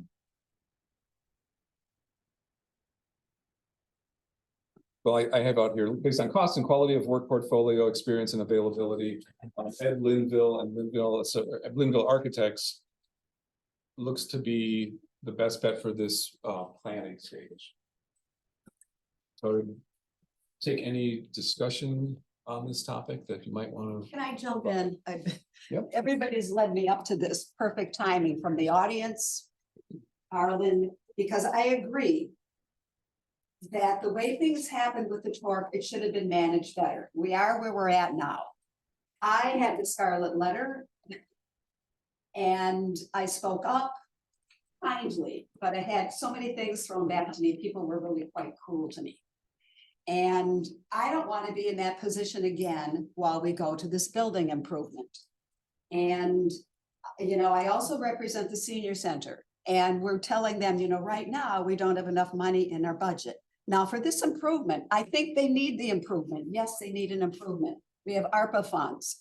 But I'm concerned that we're not going to do it the most economical way. Now, maybe it will be, maybe it won't be, but I just needed to say out loud that I'm concerned. I want them to have what they need. I sent a letter to Linville this morning. He did not respond. He did respond to some other ones. And mine was, I'm hoping with this proposition, you will give us, you know, the bells and whistles, the thing that could make it just really wonderful. And also give us another one where it would give them what everything that they need, but maybe wouldn't be quite as expensive. Because then I'd like to be able to review them and say, oh, look, wasn't that much more expensive to this? Or maybe we need to go to this. And I'm just concerned. I mean, I really want to be sure that we're going to have this. Now, Carl got a letter back from him that sounds like maybe we will, but I am speaking up right now because I want to do some due diligence. I'm paying attention right now because I don't want all of a sudden the people to come in and say, oh my God. Because we saw that happen with torque. And I don't want it to happen again. So I want this to be managed very nicely. You know, I'm not going to vote against Linville, but I wanted to speak up. And I'm hoping we get a time when this is happening, when we can say, no, no, no, no, maybe not. Maybe we can't do it that way. But I'm a little nervous with the way some things have been started to be planned. And no, I wasn't part of some of the discussion because I think some of this could have been done before. So Can I ask I what represent Linville all is? of you. I want to make a fiscally sound decision and there is due diligence and I'm paying attention and the torque was badly managed and I don't want this to be badly managed. What is Linville? He's an architect. Oh, Can I say, Kate, so and it's not in the packet because I emailed it to everybody, forwarded it to everybody. So what he replied to about the number of options was, he said, regarding the project for the town of Oregon, I plan to present 2 or 3 concept plans to the board at the first meeting. So that seemed to me to be more than acceptable as far as things we can look at. And then I have to say too, this is just the planning phase. We're just talking about the planning. And so we can stop this at any point. If we, you know, we're not, if he comes back with a plan that's going to cost $1 million, well, we're not going to do that. Right. But we don't even have a formal plan or plan options for that space. So I think he was the low, as far as the cost go for those 4 firms, his quote was the lowest. And he's been around for a long time. He's well known. He's got great work. I don't have the same concern that you have because I think he's heard that we would like to see more than one option. is this for Right. this, like the Can we old do- bank? Can I interrupt? This is sort of where I'm going back to the public comment versus commenting during items. Can we catch that later somehow? Yeah, So we but for can- me to understand what you're talking about, I'm sorry if I'm a little behind, but is this for the old bank that is the This is for town? Or this is it space right here. right here? This space right here. Okay. So that's all. and Everyone's the village. not to be a jerk about it, but essentially this is a newish project, right? And planning and on the board's part. I just want to get up to speed. I wasn't I know. sure what you were talking about. That's all. I just want to know what it is. What you can do too is on the website, there's a section for agendas and minutes. If you go in there, there'll be a selection. You can say, I want to see the town board documents. And you can pick a date range. It'll show you this big packet that we have in front of us. And it'll show the agenda and you'll have all the documentation for each meeting. So it's always there, you know, at least a day or 2 before the meeting, sometimes earlier than that. So that'll help you get caught up to what's going on. Okay. Any other discussion? Yes, sir. Okay, as far as this project, if you look at when the remodeling was done, things have changed greatly. In the 30 years almost 30 years since that was done, we've had a 40% bump in the population of the town. We have had massive changes in the election requirements. It was pretty casual before, and now it's getting more rigorous in security. And you get security, and we're having more problems with aggressive just plain outright aggressive people who are making it very difficult to be doing business with. And if we are concerned, if we're having something, we need to be having people in the office to be safe. One of the things right now is you see the door is open to Jennifer's office. That's the main door into the office now. How do you get anything done? I mean, right now, just we could be spending an awful lot of money, well used just to clean up the efficiency of the staff. Stephanie has no closed office. She could use a closed office. She should have a closed office. Jennifer should have a closed office and not a hallway that she's in. I agree with all that. I've never disagreed. Yeah, you know, just I'm making the case that this is a little bit rhetorical. But thank you for explaining it. 'cause And it is, but it is time. And no, I don't think the town is blowing money on this. I think it is, would be well spent, and also would be making the office staff quite a bit more efficient by not being bothered. Like I say, interrupted. Bothered may be the wrong word. We're in public service to be bothered by the citizens and serve the citizens. But we also need to have them be able to be efficient. So do we have a motion on the floor to We don't get any other discussion? discuss? Did you have anything to say? Boy? Steve? No, I'm, Okay, then I would make a motion that we contract with Linville Architects to be proceeding. And this would be something that we hire Linville Architects for the office remodeling. Well, for the planning. The The planning. planning of the office remodeling, yes. Planning and design. Okay, any other discussion before we vote? All right, let's, all in favor, say aye. Aye. Any opposed, say no. For what it's worth, Mr. Linville is an architect, but he's also an interior designer. So he's has usable talents because we need to be, there's a lot of equipment, desk, cabinets, et cetera, that need to be worked on besides the finishes. Okay. And item number 13 is related to this. And Jennifer, do you want to, what's going to work as far as, there's a time crunch on this a little bit. Do we want to approve? I'm Our not sure how you would challenge approve bidding is without that knowing. 2024 is an election year.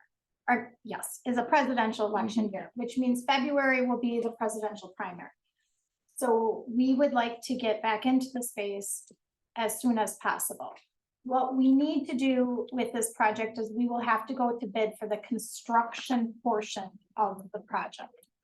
So once the design has been approved, we need to go to a bid. So however you want to handle that bid process, it has to be a 2-week period that we would have that bid open for someone to come back. So however you'd like to handle that. So the, And I do have a few names of people that I can send the bids to. can you without the plans? Maybe No, post it would plan. have to be based upon the plan. So the benefit of approving going to bid now would be if we get Ed Linville's plan in 3 weeks or something before the August meeting. Right, right, We get a little bit of a jump on it. yeah, right, essentially. It sounds like a fine idea, and what isn't in the previous motion is to be having a building committee that can be taking action in the light of the board, or that we don't need to require board action micromanaging this step forward. If we do, when we do get the bids, it would certainly need the board action to be approving the budget. I do, so check under me, the first bullet point. Yes. And I do wanna have discussion about that on where that really fits, and, you know, we're gonna have overlap or not, depending on how we structure it. Then if you want to handle that later. Yep. But yes, I would move that we authorize going out to bid. Because we are under such a time crunch. So Based on approval of the design. yes. Based on approved plans, send it up. Yeah.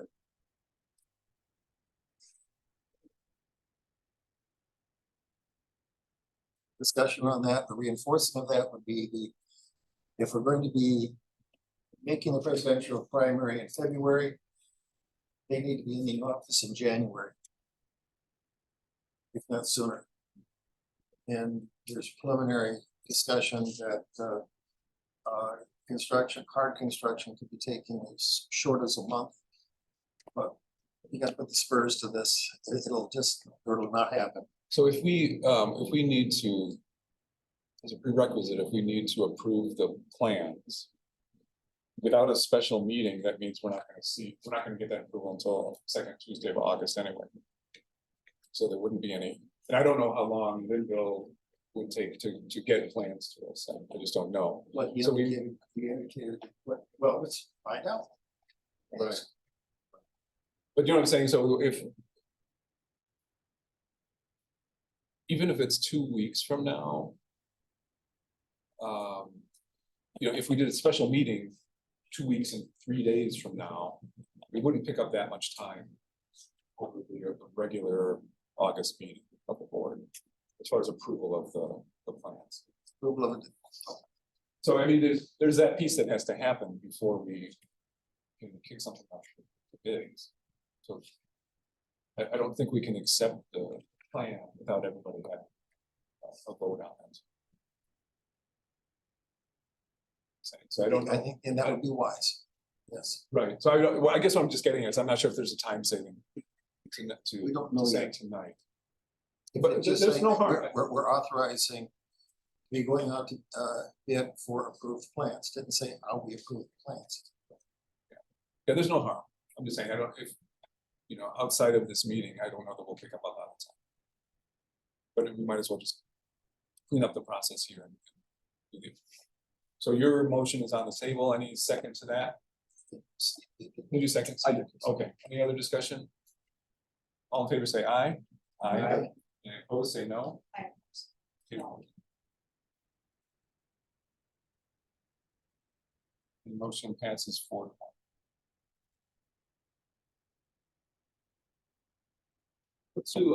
Let's do number 14, because it's sort of related, and then we'll take a short recess, 5 minutes. Number 14 is discussion of possible action regarding the solicitation of a designer for the public works space needs. And to refresh memories, Abel and Ryan do some bookwork essentially, right? And their office equipment and office space and desks are out in the garage, in the shed. You know, grimy, whatever. So the discussion even last fall was how do we make space for these guys for their workspace and some storage that goes along with that. What we don't have, the clerk's office project is farther along by 7.5 probably. But it's important to also improve the space out there in public works. So what we'd be looking for is the okay to solicit designers for that type of project. And again, this is only an approval of the design plan and not the full construction project. Any questions about that?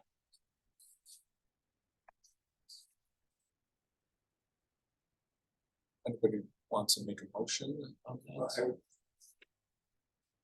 I would make a suggestion that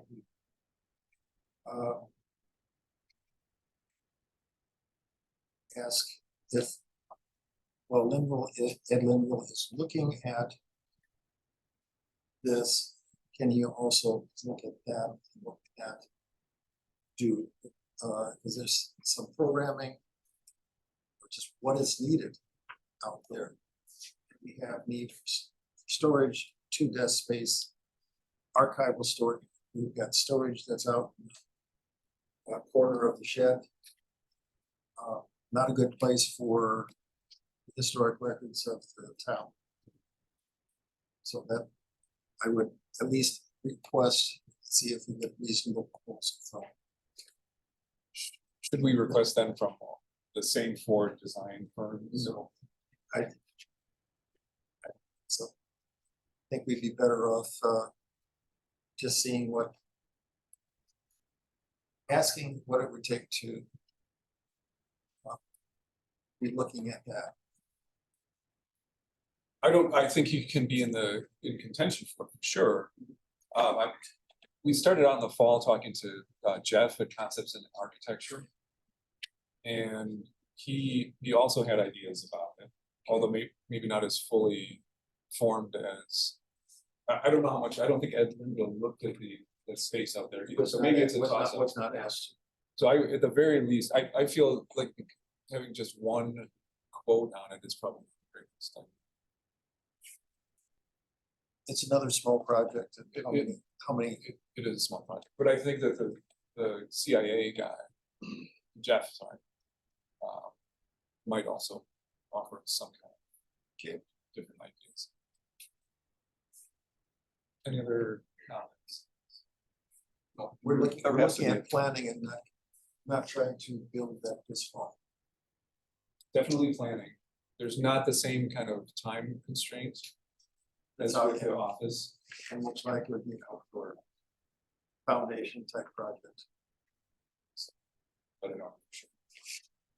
I don't think there would be construction in this space.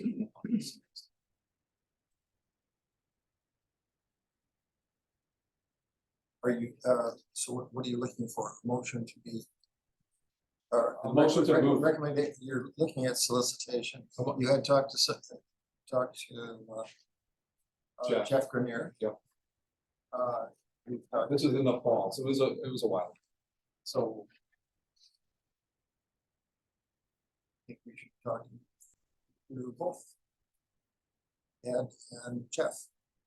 I think we even have the discretion, if we move to initiate the solicitation of designers for planning, I think that has probably sufficient. Then have flexibility to contact whoever we would want. I don't think Why don't you craft that motion? That's the way I tried to scramble it. Hold on.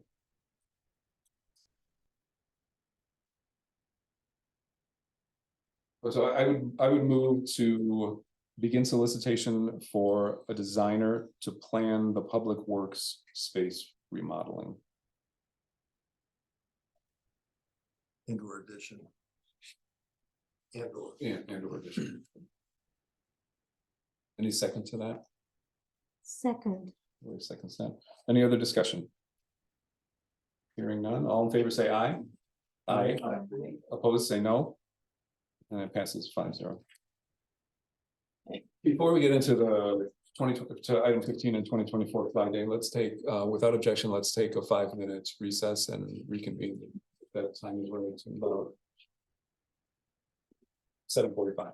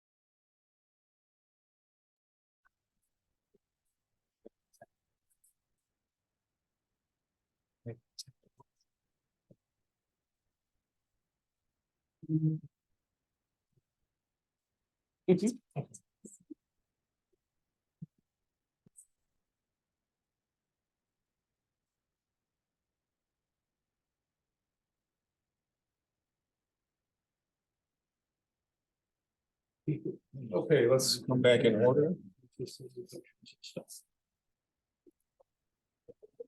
And item number 15 is discussion of possible action, whether to participate in the 2024 Fly Dane project.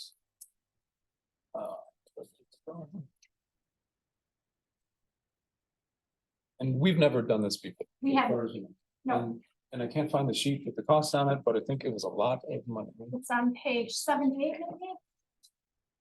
Yeah.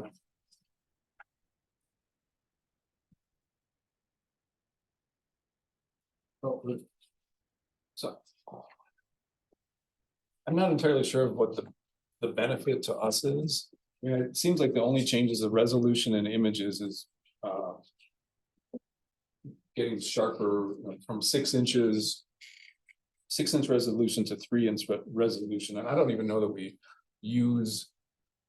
I'm not sure how we would use the photography from this project. You know, whatever my quick calculation was, I think it was like $30,000 to participate. What? Cost per square mile, whether it's. $150 or $200 a square mile. See, was it? We're 36 square miles if you. Count the original town. Right. And even quick multiplying. If there is such a deal. Thing that the whole county doing this, that's still gonna be close to $7,000. And we don't have a planning department. If we did want aerial photos, I think we can be talking to Dane County. And say, can we get something? The Brian standards. If we're, and if it's literally a special project. I think we have. Steve? I do this as a consultant for design and engineering from Dayton, Ohio. You don't need it. There we go. Pure and simple. Yeah. We sure felt there.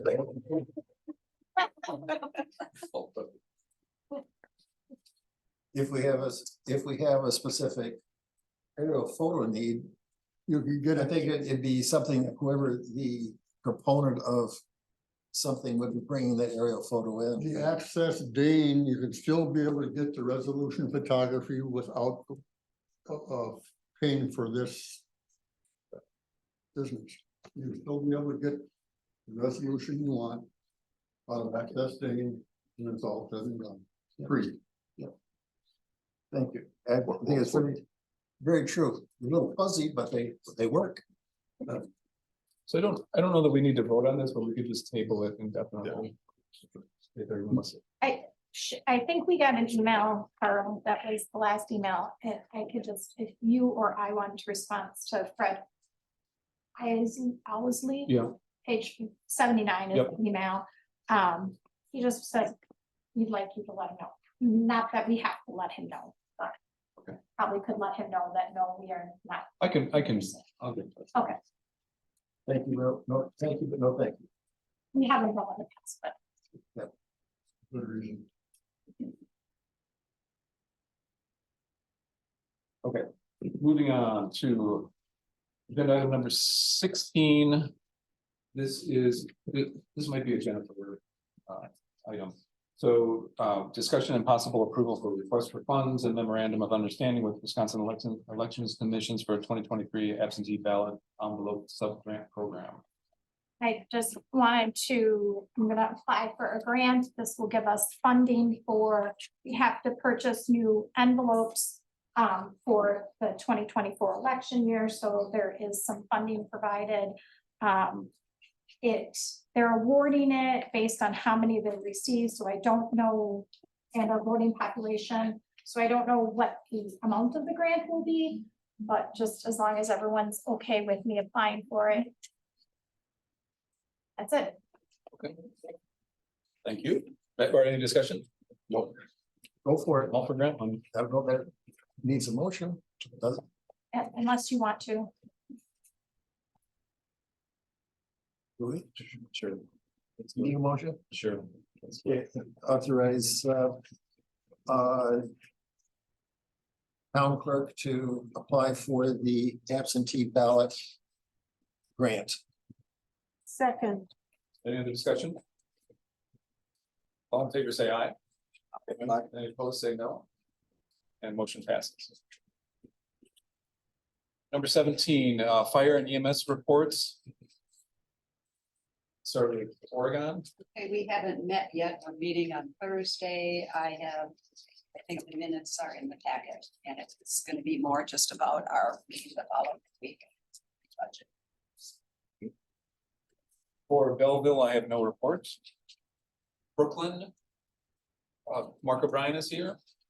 You've got in your packet the fire retirement program draft, the third draft. We went over that, and at the last meeting, I asked the board what they thought of the $54,000 we have in that retirement account.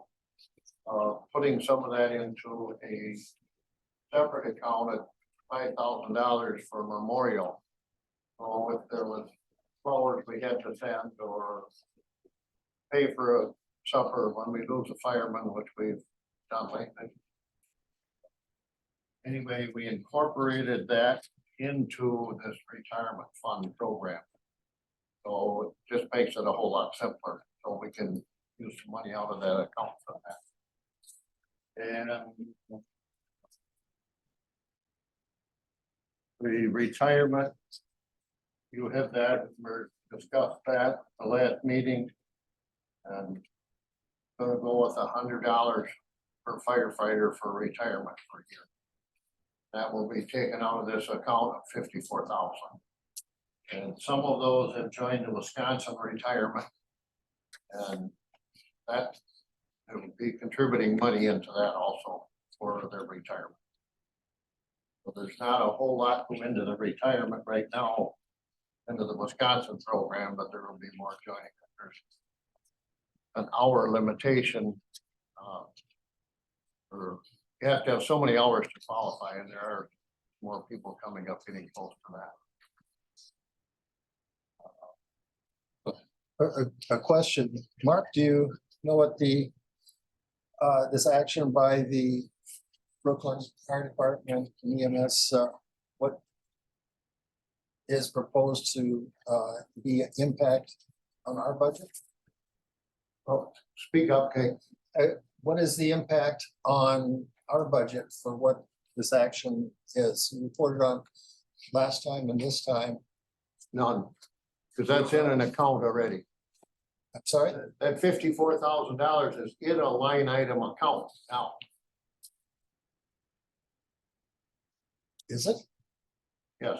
Jennifer? I have no idea. Not our town, in the Wait, districts. wait, In the district, I guess that's just to say.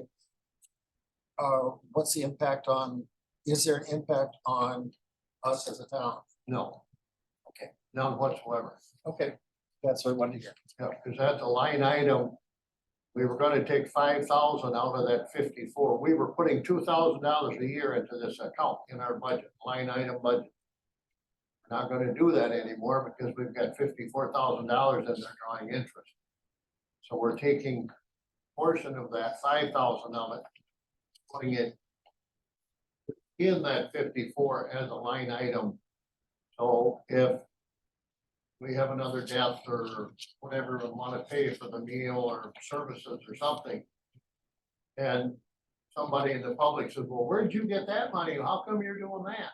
Well, sorry, but it's a line item budget. It's in our budget. So we have that in with that 54,000. So you're informing us of that line item.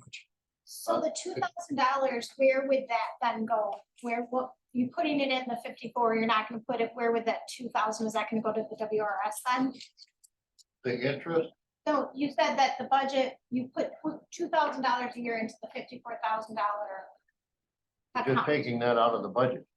So would that then go to like a different retirement, that 2,000, or No. would it just get spread around different cost increases? take the $2,000 out of our budget. Cause that was a line item in our budget. Everything in our budget, hoses, boots, fire nozzles, helmets, that's under equipment. And everything is expensed out in a line item.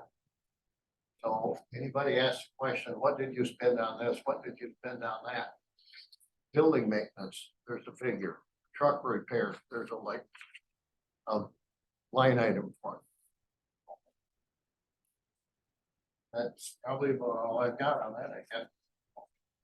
Can I ask you a question on the document, Mark? Yeah. So is the district looking for us to give an okay to the concept Yes, and not like necessarily a final approval that, like, the town of Oregon says we give full approval to whatever this is? There'd be another step at the district meeting, correct, where the district board would vote on it. then we would vote on And this has already been vetted by the district board. This is being presented to each of the, it. Being presented Municipality. with it. We brought it back to you to get your feelings on it, so then we approve it, and somebody can't come back and say, well, we didn't know anything about this. right. That's fine. But so that's gone, this same version, the same document has gone to each of the municipalities for their review. Okay. So really, we're just talking about splitting the existing fund into different accounts. Anybody else have any questions or comments about this? Looking for a motion to approve the direction for the Brooklyn Fire and EMS District.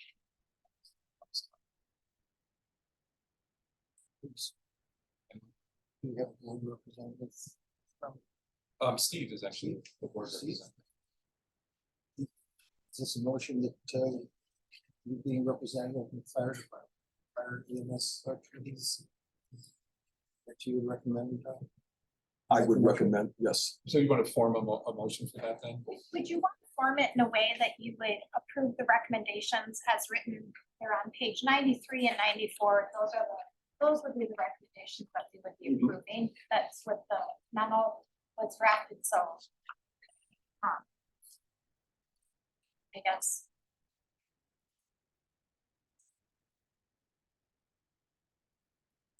Since the changes haven't been impacted into the agreement yet, they're just recommendations. Do you want to take this from?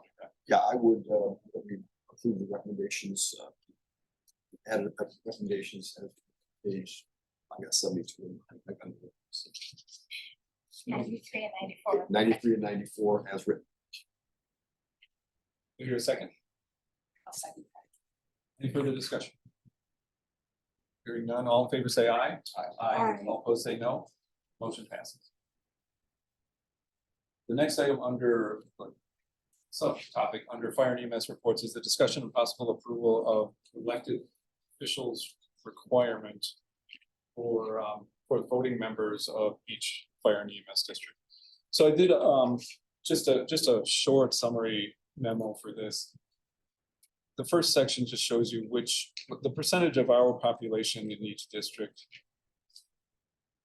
After that, it shows from the district agreements, it shows the relevant parts that describe any requirements or restrictions on who might be appointed by the municipalities. So Belleville, for us, is just one member appointed by the town. For Brooklyn, also just one member. And for the Oregon area fire and EMS district, one member of the governing body for the town of Oregon. So the distinction here is that Oregon requires an elected official, Brooklyn and Belleville do not. The question on the table is, do we change? Do we keep as is? Really, those are the two options. The distinction Here's a change. Isn't this what we're doing now? That's what we're debating, is whether there should be a change to make all our representatives to fire and EMS districts be elected officials. Right now, we have elected officials as representatives of each district. Kate is a voting member, I'm a voting member of Belleville, Steve is not the voting member of Brooklyn. So our thing to discuss and decide is whether we make any changes to that, or whether we require, because we already have Oregon and Belleville covered, we would require Brooklyn to be an elected official who participates as a voting member of the district board. Okay, and Mark? You're the voting member on the board at the moment. time, yeah.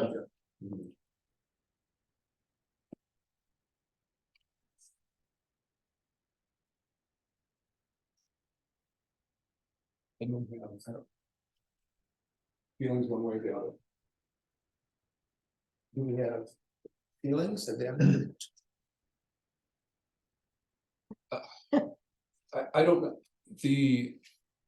from an organization point of view. I would prefer the consistency of elected officials across the board.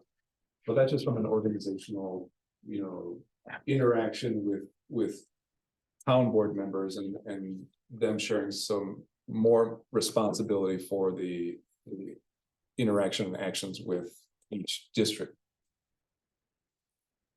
Obviously, it's not required by some. It is required by Oregon, who's also the biggest district that we participate in. Is that an indicator of what each of the districts should be? Not necessarily. But it may be a best practice. And it's about. Question from you? Yes. Sharon Christensen, 4827 Rome Corners Road. I strongly feel that we have one of the better representatives to the Brooklyn Fire District that we've had in a mighty, mighty long time. He knows the ins and outs of the fire district. He works well with the people. He has much more knowledge about the fire district than probably any of the board members, including the one that's on the Oregon Fire Board, that is a much bigger, much more complicated district than Brooklyn. I think it's a real detriment to the town to not support the current representative that we have. Thanks.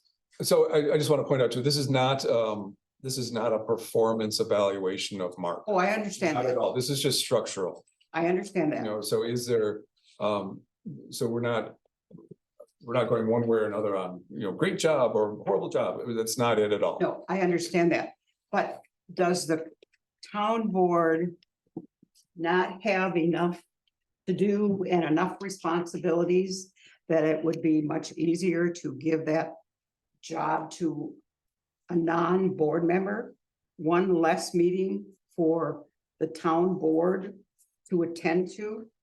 And Mark has been pretty darn good about reporting in about everything that takes place in Brooklyn. I don't know, I'm just here to support local government and involvement in local government. Thank you. Anyone else? Yes. Yeah, I think Sharon has put it very well.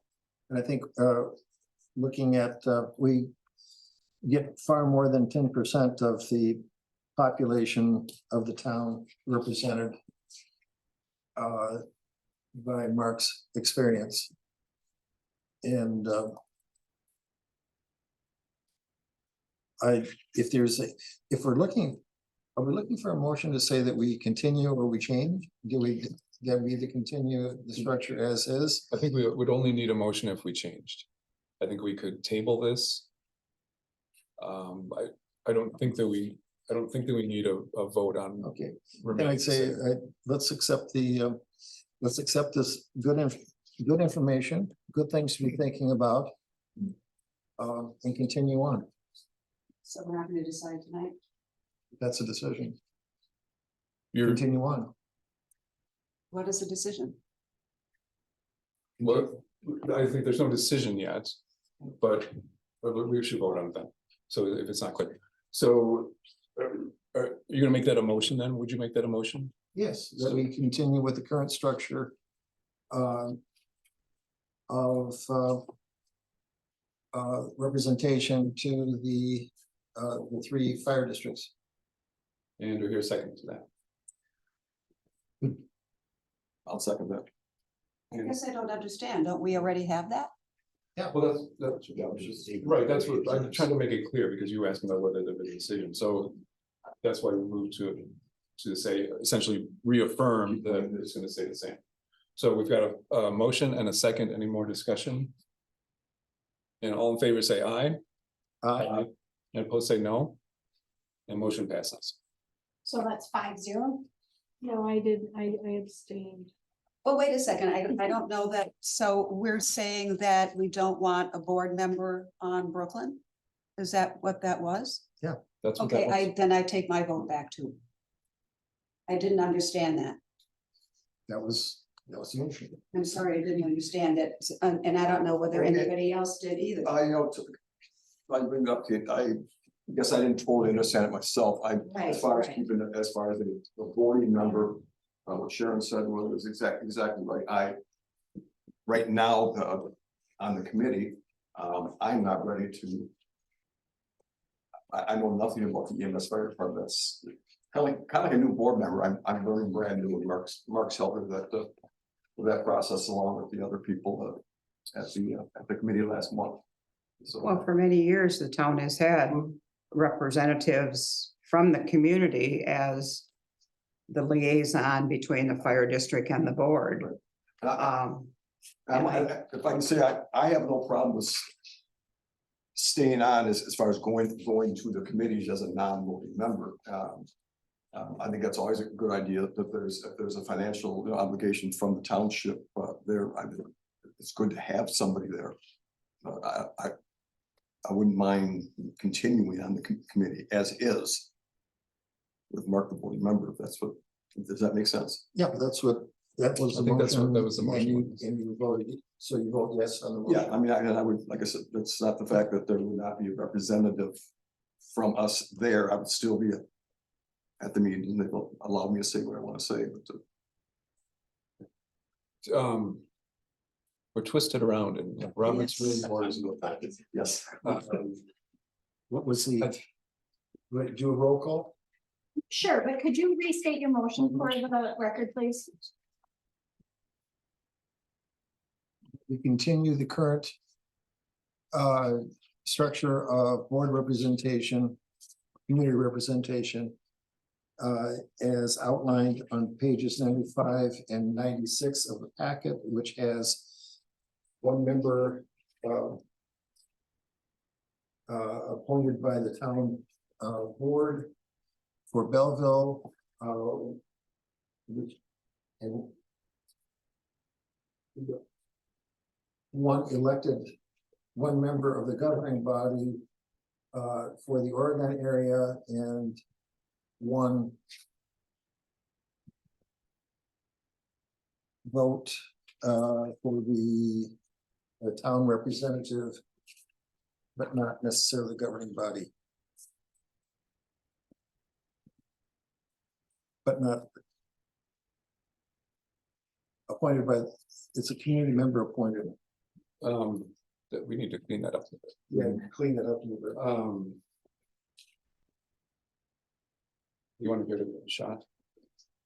We're not doing civilian. Approve the structure. I move we approve the structure, continue the structure as outlined on pages 95 and 96 of the packet for the Brooklyn, Belleville, and Oregon area fire EMS representatives.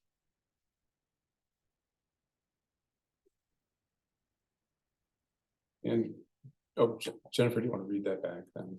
Or, Approved to continue structure as outlined on page 95 and 96 of the packet for Oregon, Brooklyn, and Belleville in Fire EMS.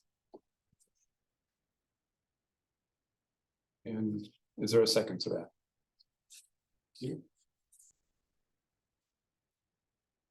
I'll say what I was doing. Okay, any further discussion? Yeah, I just remain rather confused about the situation that we're voting on here. So, Arlen, did you just propose to keep the structure the way it always has been? Yeah. And Yes. not go with the recommendation that we received? The recommendation is what? Well, I thought there was an amendment presented to us to look at. There's the cover memo in which there is no recommendation.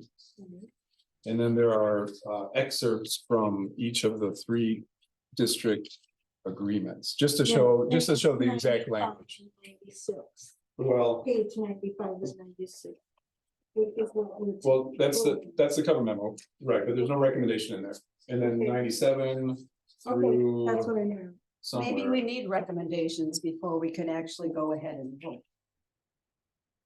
Because I have some, but I can't bring them up because it hasn't been on the agenda. So well, we have a motion on the table first. And I just want to say, I've heard arguments on both sides, which seem convincing to me.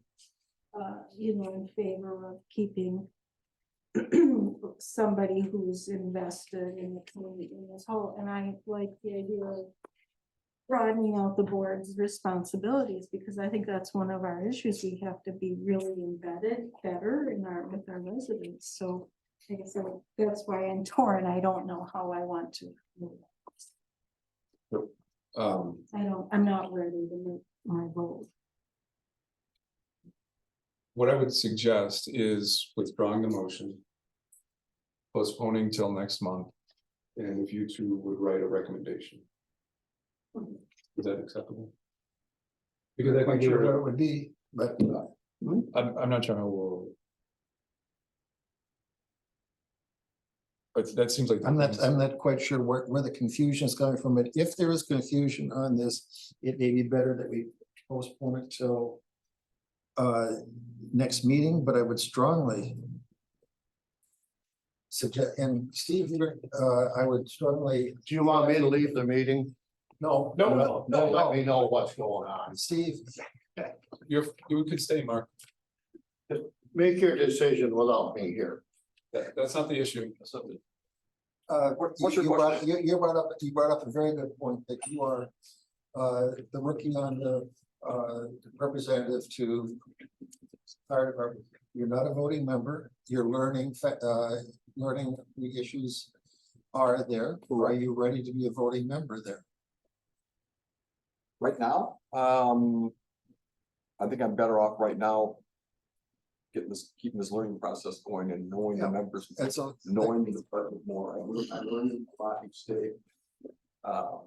There's still, to me, a lot of confusion even dealing with the $54,000. There seems to be a lot of, I don't see topics bouncing off the wall, but even at the committee meeting, where this money is, how it's spent and things like this. So I'm not ready to make a decision on that. So, yeah, so it's.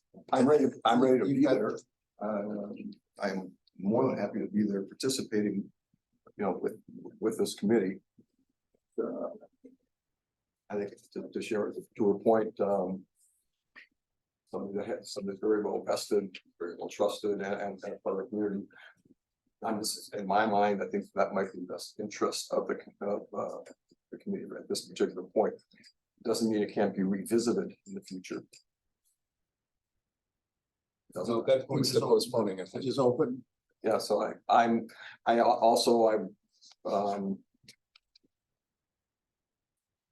if there's a lack of clarity, I think I've got a lack of clarity, and I think I would love to see what Lori and Kate could come up with as far as recommendation. I'm just throwing that out as a suggestion. I don't know that it. Yeah, but has to be I think it's also. But I do think it seems like it might make sense to withdraw the motion, postpone until at least August, if not September.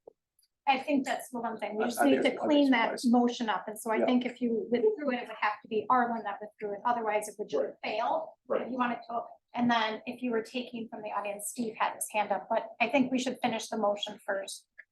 Like whatever you're gonna do at some point. So I don't want to lose track of the motion. Right. So what did you just say? I said, I don't want to lose track of the motion. So No, either if what you are was- going to withdraw it, I think you have to withdraw your motion since you're the one who made the motion. Otherwise, if you voted, it could fail. So I'm just asking for an end to the motion, whatever that end may be. And then I just said Steve had his hand up earlier and wanted to make some comments if Carl was allowing your comments from him. Steve, you seconded this. Do you support withdrawal of the motion? You know, right now I do, because there seems to be a lot of doubt, and I think it's a good idea to withdraw it and table it for future meeting. Yes, Then I withdraw. So then, we'll postpone this item until. Let's postpone until September. September. Okay. Chairperson, Oh, sorry. can I Yes. just add to Sharon's comment, I'd like to throw my support for Mark O'Brien. I'd like to throw, my support for Mark O'Brien. Not that you guys are looking to make a change, but I would hate to see us go backwards. Obviously, Mark's well vested in this. My late father was a supervisor on this board. He was later secretary, vice president. I believe he was president of the Oregon Fire District way back in the day. I remember the meetings he went to. I got involved. People came out to the farm, fire-related business. It takes a special person to get deeply involved, and Mark is there. Mark has forgotten more about fire administration stuff than all of us in this room. I would hate to see the board do something that's gonna make him want to get out of this sooner than what maybe he wants to. I don't know, but I just see this going a bad way here this last 15, 20 minutes. I just want to waste my support that we don't annihilate or hurt somebody that's doing an excellent job for us. That's all I want to say. Okay, thank you. Route 993 Tipperary Road. I concur with the comments. I would like to add that I've been going to board meetings for 40 years. I've attended more than 400 meetings. This is the first time that the board has reluctantly, to some degree, ignored experience from the residents of the township. And I've tried to, I would like to see that experience, if the person is experienced and willing to do the job, appoint them. I'll try to micromanage, and because it's out of the norm.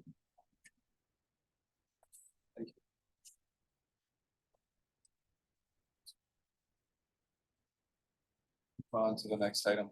Number 18 is emergency management reports. This is mainly about the radio purchase. So the existing radios that are used by Public Works in the vehicles and handhelds are out of date. Jennifer, Stephanie, Abel, Ryan, and I talked to we'll talk to multiple people, GenCom and the City of Madison radio shop as the two that presented quotes. Of those two, I should say, of those two, one was Motorola and one was Kenwood Trans. Chief Linsmeyer had very strong things to say, very good things to say about Motorola. Unfortunately, Motorola is double the cost. Kenwoods are still, acceptable for the use we have here, right? We don't have a police force or our own fire department, but we still need to interact with those neighboring municipalities, and that's where DaneCom comes in. We already are a participant in DaneCom, even though we haven't had the equipment to do it. The sort of the end of the story is we're recommending that we go with the models offered by GenCom, the retailer, which are Kenwood and EF Johnson, the same parent company. What I've got on here is the cost breakdown for 5 units for public works and 1 base station unit for the office here. 15,500 if we include, just for, because of unknown accessories we might need, or mainly accessories or installation kits. Rounding it up to 15,500. This would come from ARPA funds, of which we have adequate funds to cover. The invoices are following the cover memo and recommendation. You see the Motorola is pushing 29,000 and we're 15,500 forward. GenCom was out a few months ago and gave a little demo to the public works people and to all of us. They thought that was acceptable, and so this is where we are. So what I'm looking for is approval to purchase the EF Johnson units and the Kenwood unit from GenCom, not to exceed 15,500. I'd be looking for a second on that. Second. Any other discussion? Hearing none, all in favor say aye. Aye. All opposed say no, and motion passes.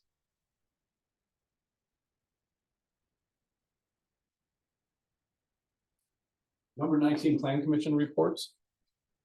Couple things, we have the upcoming meeting is going to be discussion of the comprehensive plan and a vote on that to be sending it to the town board for approval.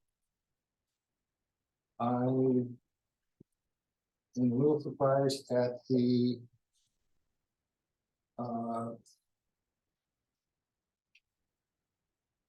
sub A under 19, talking about the elimination of the conservation subdivision up in the updated plan. It is not in the updated plan. It has not been in the updated plan. And as reporting Sharon Christensen, that we have sufficient possibilities of new lots, over 250 that are potentially out there. And that is quite going to be taking care of a lot of the demand that we have. We have 3 commission members here now that we can be saying that the plan commission meeting, we're going to be discussing, voting, and sending it on to the board, the comprehensive plan. Basically, it's the one that has been passed, it would pass 18th of October, 2022.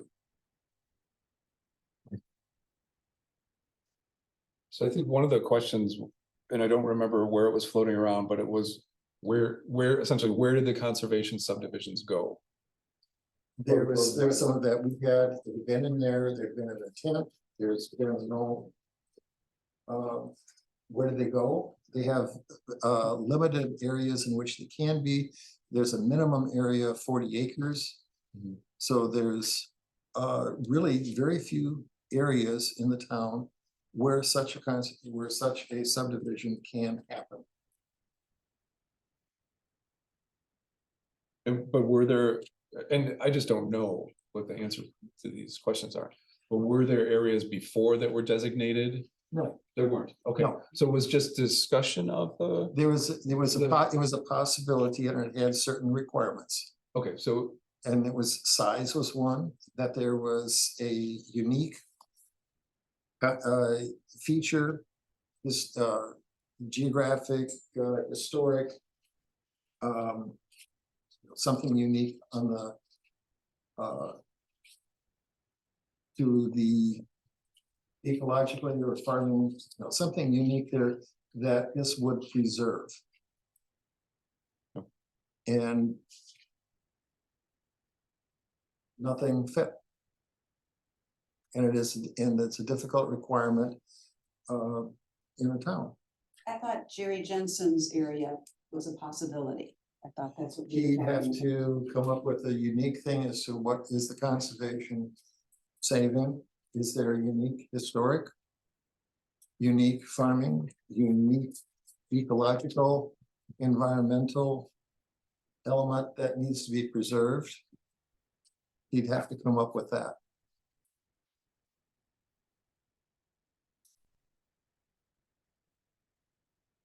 Anything else on just the conservation subdivision topic? The other one. I would just like to make a comment. I think that it's just important going forward that we make it clear so we don't end up in any kind of legacy lot situation that it's being taken out. And that anything that's being taken out of the current plan, we just document it for future generations after us, so they don't go back and say, what happened to this? So that seems to be the pickle we're in right now. That's the only thing I think would be just, it's fine, you get rid of it as long as you just acknowledge it somehow. That would be the only thing. I'm not sure if this question is appropriate right now. It's about, the water. What this gentleman said about, people that have been around for a while. The last meeting that I was at the Planning Commission, somebody spoke, and I don't remember who it was, about a study that was done, years ago when he was on the board and involved in this, about the waterway through our township. And that the expansion of this with all these lots, it would be detrimental. And I just don't know if that's something that's floating around out there that is being considered, because to me, that would be a huge deciding factor. I want to say the plan commission is most likely discussing that. Yeah. We haven't discussed that specific situation at the board I level. didn't know if that was an appropriate question right now or not, but I just wanted to ask. Okay, the other part of this was well, let me back into it. I know that we have the plan almost ready to go. Is there, what kind of timing impact is there if, and I also know that there are certain like very specific situations that are floating out there in the discussions, but have not made their way into the plan yet. Do we know pretty accurately what kind of time extension would there be for editing or modifying the existing draft versus approving the draft and then going right into an amendment phase? I would think that the most efficient thing would be approving the draft and then going into an amendment phase to stop this now and to be going forward. That's going to be endless. And then you're doing a whole, you're holding the whole volume of this comprehensive plan hostage. Well, if there is a specific amendment that wants to come forward, if you're trying to change the whole or hold up the whole comprehensive plan to be putting in a specific amendment, that's holding the whole thing hostage. You'd be better off having that amendment after the comprehensive plan is, because it's just too many interrelated things that start floating around there that can it'll just be a mess. You are going to be far better off, and I think in a timely more timely manner, having an amendment. I know that Brian Standing took a shot at the amendment process will take X number of months. I don't remember what X represented. You always have to have, you have to still have that 30-day notice. So anytime you change it, you still have to have the 30-day notice that you put it out there, it's there for 30 days, and then you hold a public hearing. That won't Right. change whether it's this updating the plan or making an amendment. So it's totally contingent on- If there's a guess, and say that you could probably do an amendment in 4 months. If it was really something that wanted to move through, more like, that means it's more likely 6. If you, Great. if, I mean, I don't, I'm totally yeah, guessing. and if you don't approve the comprehensive plan now, and you're trying to incorporate an unknown amendment now, you're definitely pushing this 8 months out.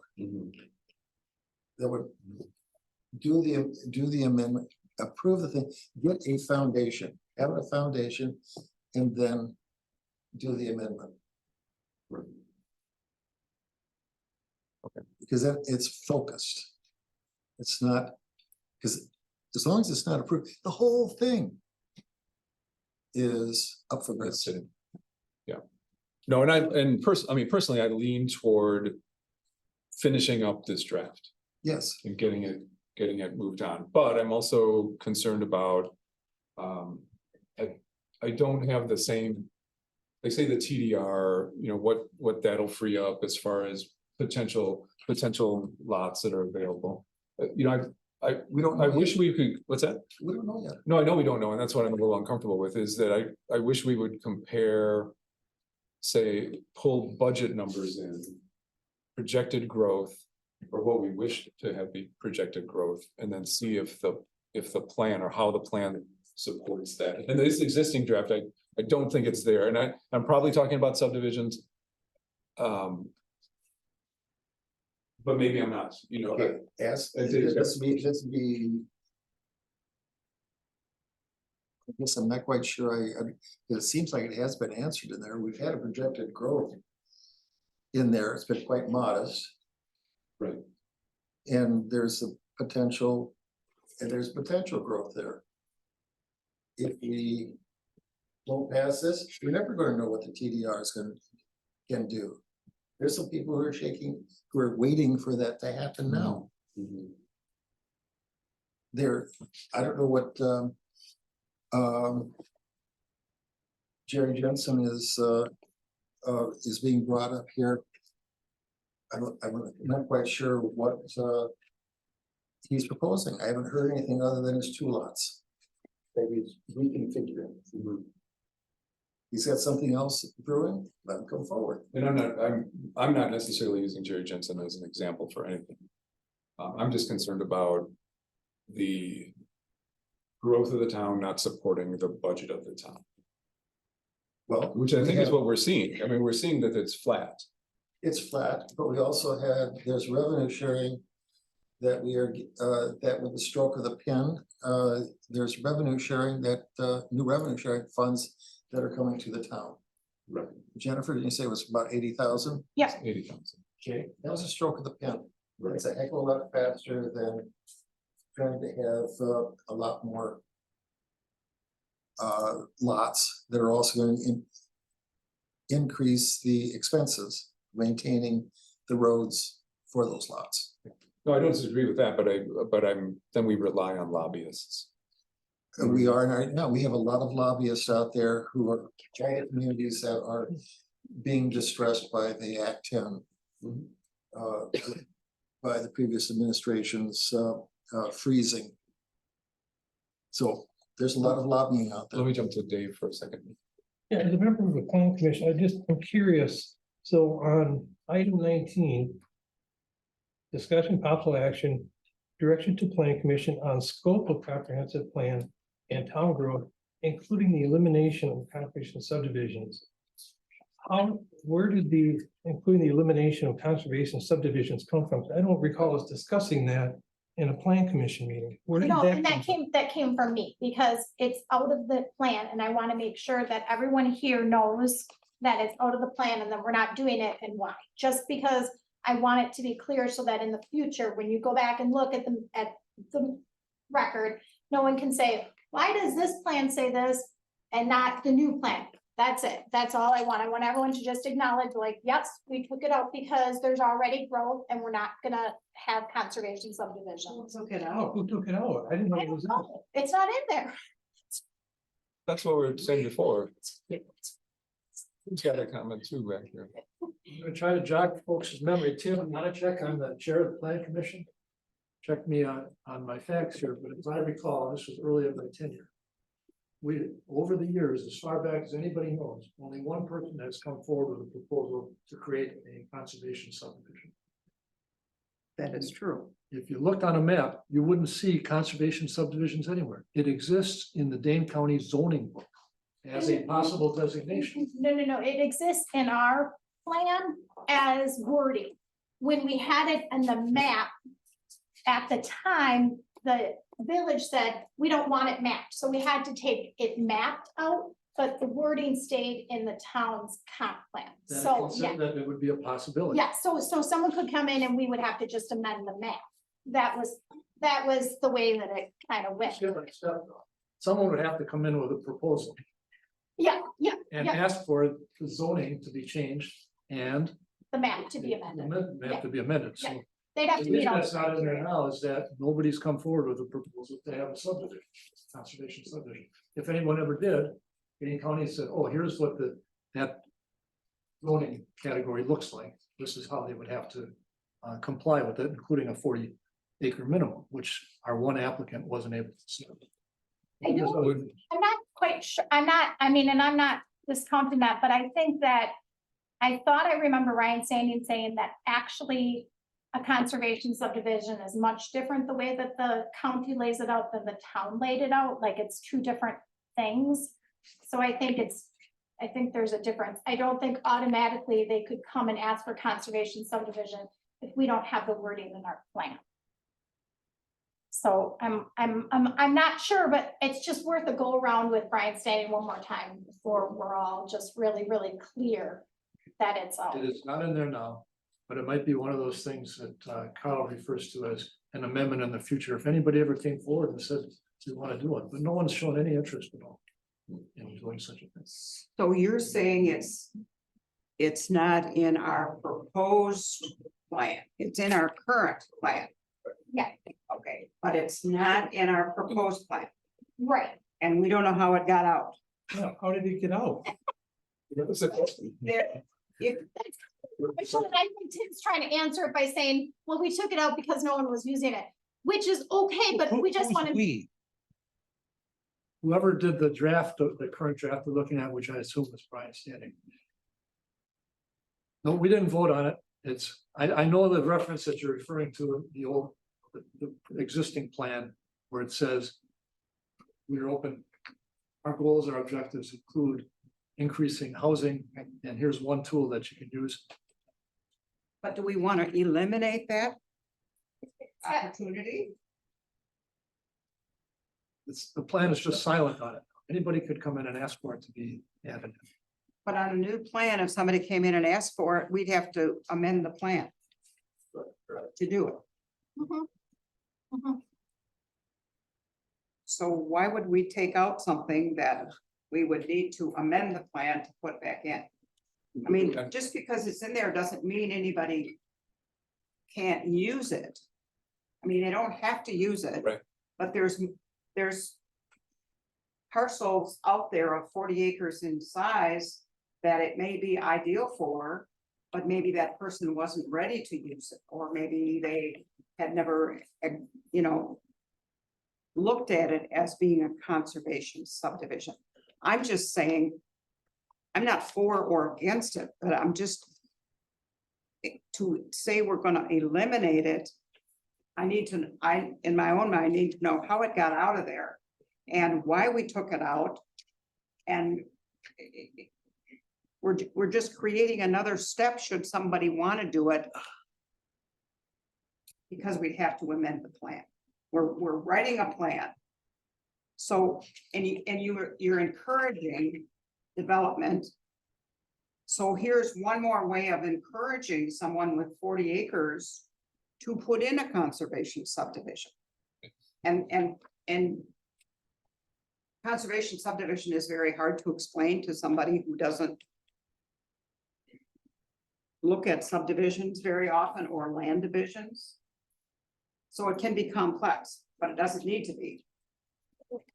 And you talked about not knowing how many lots were available and what the growth was going to be in the next 10 years.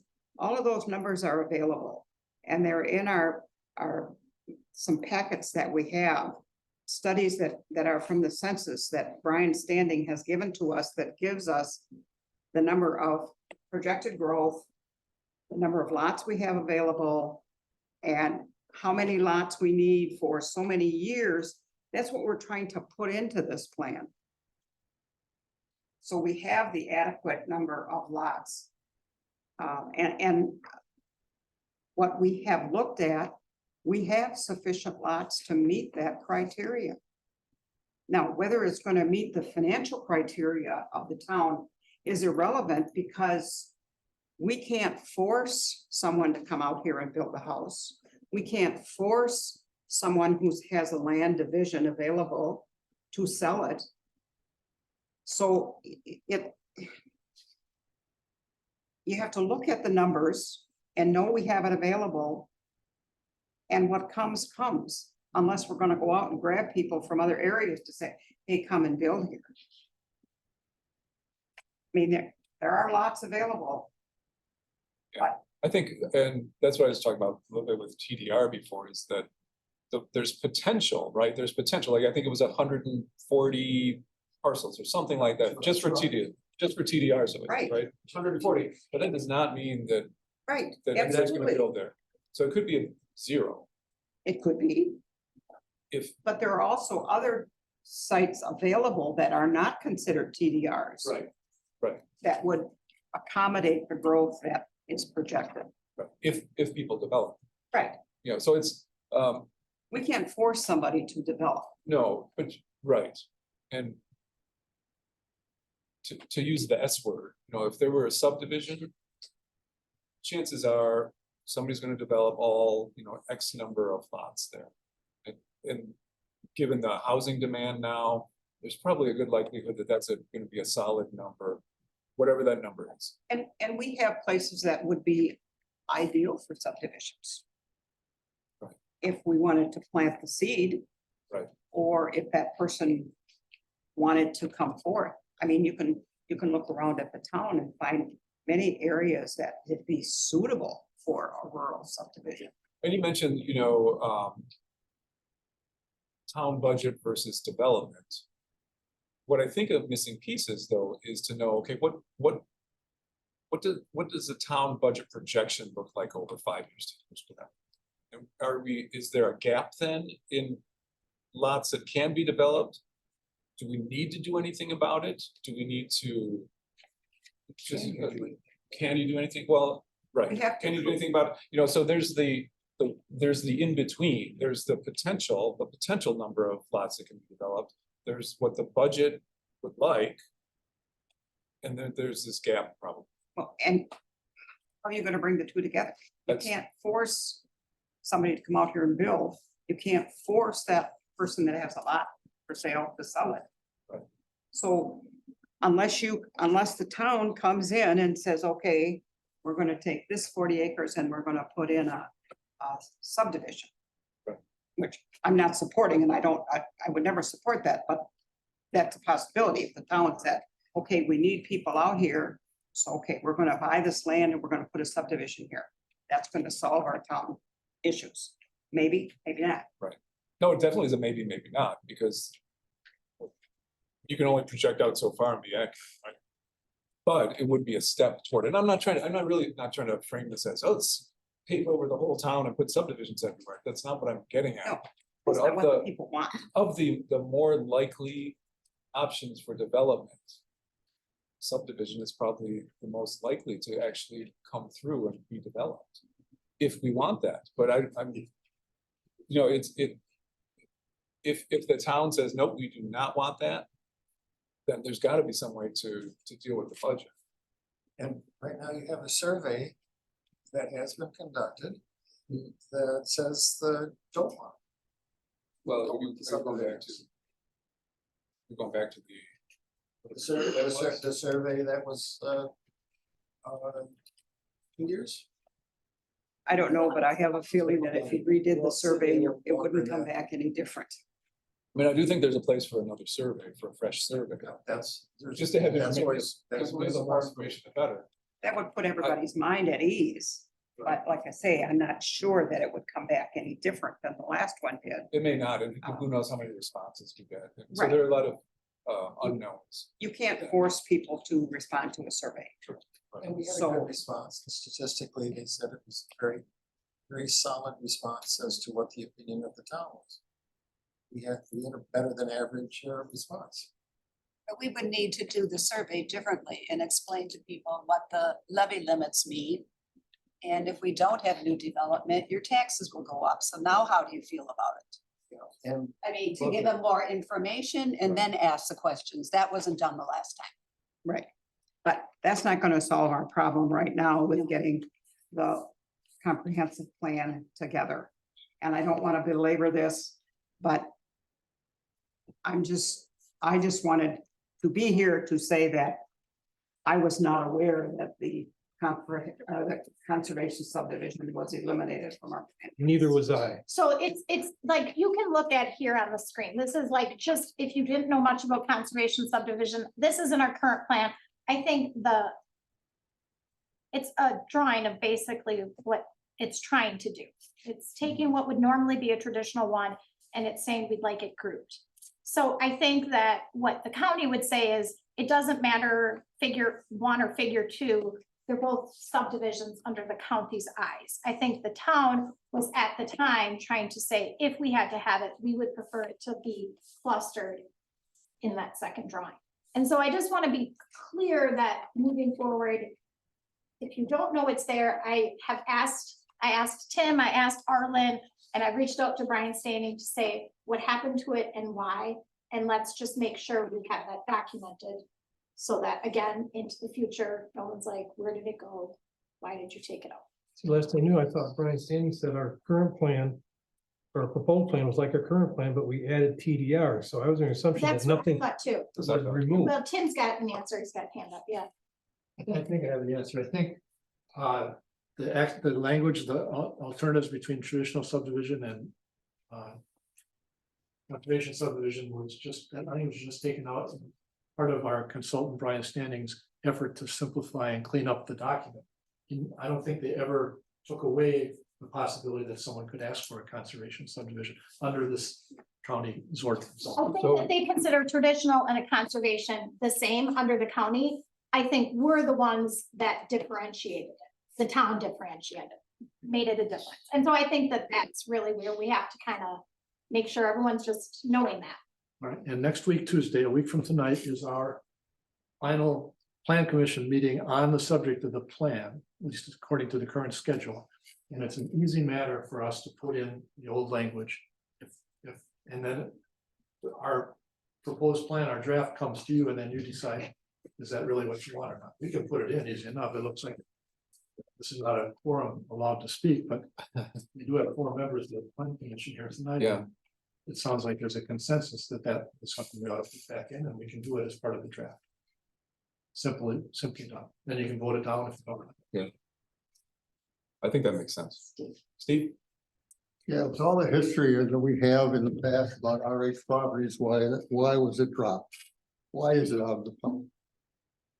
Well, that's a good question. And that's what I think is important just to address here. That's why.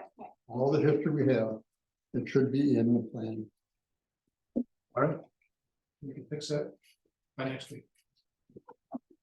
Right, next week's meeting. I know that Brian Standing has been asked to attend the July meeting. He wasn't on schedule, but Stephanie was reaching out to him today. I haven't connected with him, so hopefully he could be there at that July meeting. So that was mine. Well, we just want you all to be aware that we do pay attention to agenda.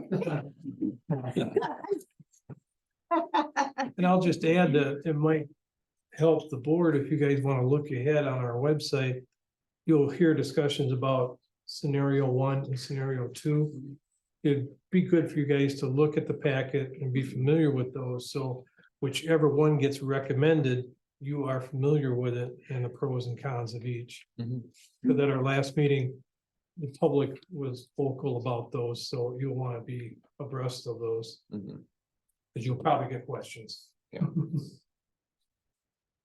Okay, any other points from anyone on the board? Steve's out. Good night, Steve. Good night, Steve.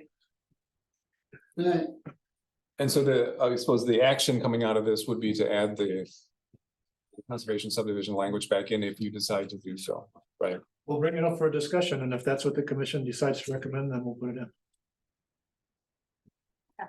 So nothing, So nothing for the board, no directive from the board. No. Okay, on to the next item, item number 20, Anderson Farm Park report. Oh, keep this left. Let me get caught up here.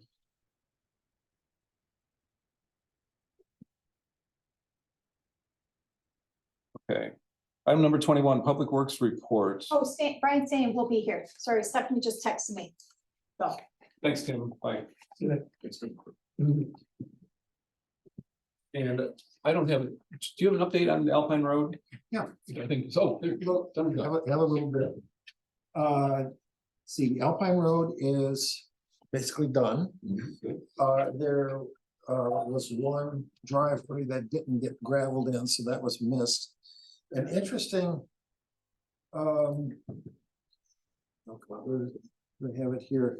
The interesting thing was that the Alpine Road, because of the added gravel and the 3 inches of asphalt that was put on there, 3, 4. Well, actually, Alpine Road is now 6 inches higher. And the town of Brooklyn had received a number of complaints that the post office had been slipping in little things, little notes into people's mailboxes, says your mailbox is too low. So no matter what you do, something is always going to be coming in there. I don't know if you've gotten anything. But anyway, remember that Alpine Road, the southern half of Alpine Road, the residences there are in the town of Brooklyn. And even though we have the eastern half of the road, people are in the, they may be getting the town of Brooklyn may be getting complaints. Anyway, it is basically done. We have to get the engineer sign off for the So we are using trip funds for Trip it. funds, Yes, that's it. and so it was in, so I think Abel was a little confused because we last time we looked for an engineer. This time I put it in the bid paperwork so that Payne and Dolan knew that they had to give us that engineering certification. So that's now been, yes, they, Right. yeah. And so we have retained EMC for the Jensen project.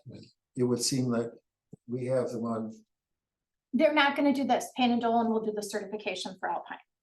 they have the engineer to do that? They do, and it was in our bid, so they have to provide it for us because Okay. it was part of our bid. But they're, paperwork. so they're getting an outside engineer to certify it.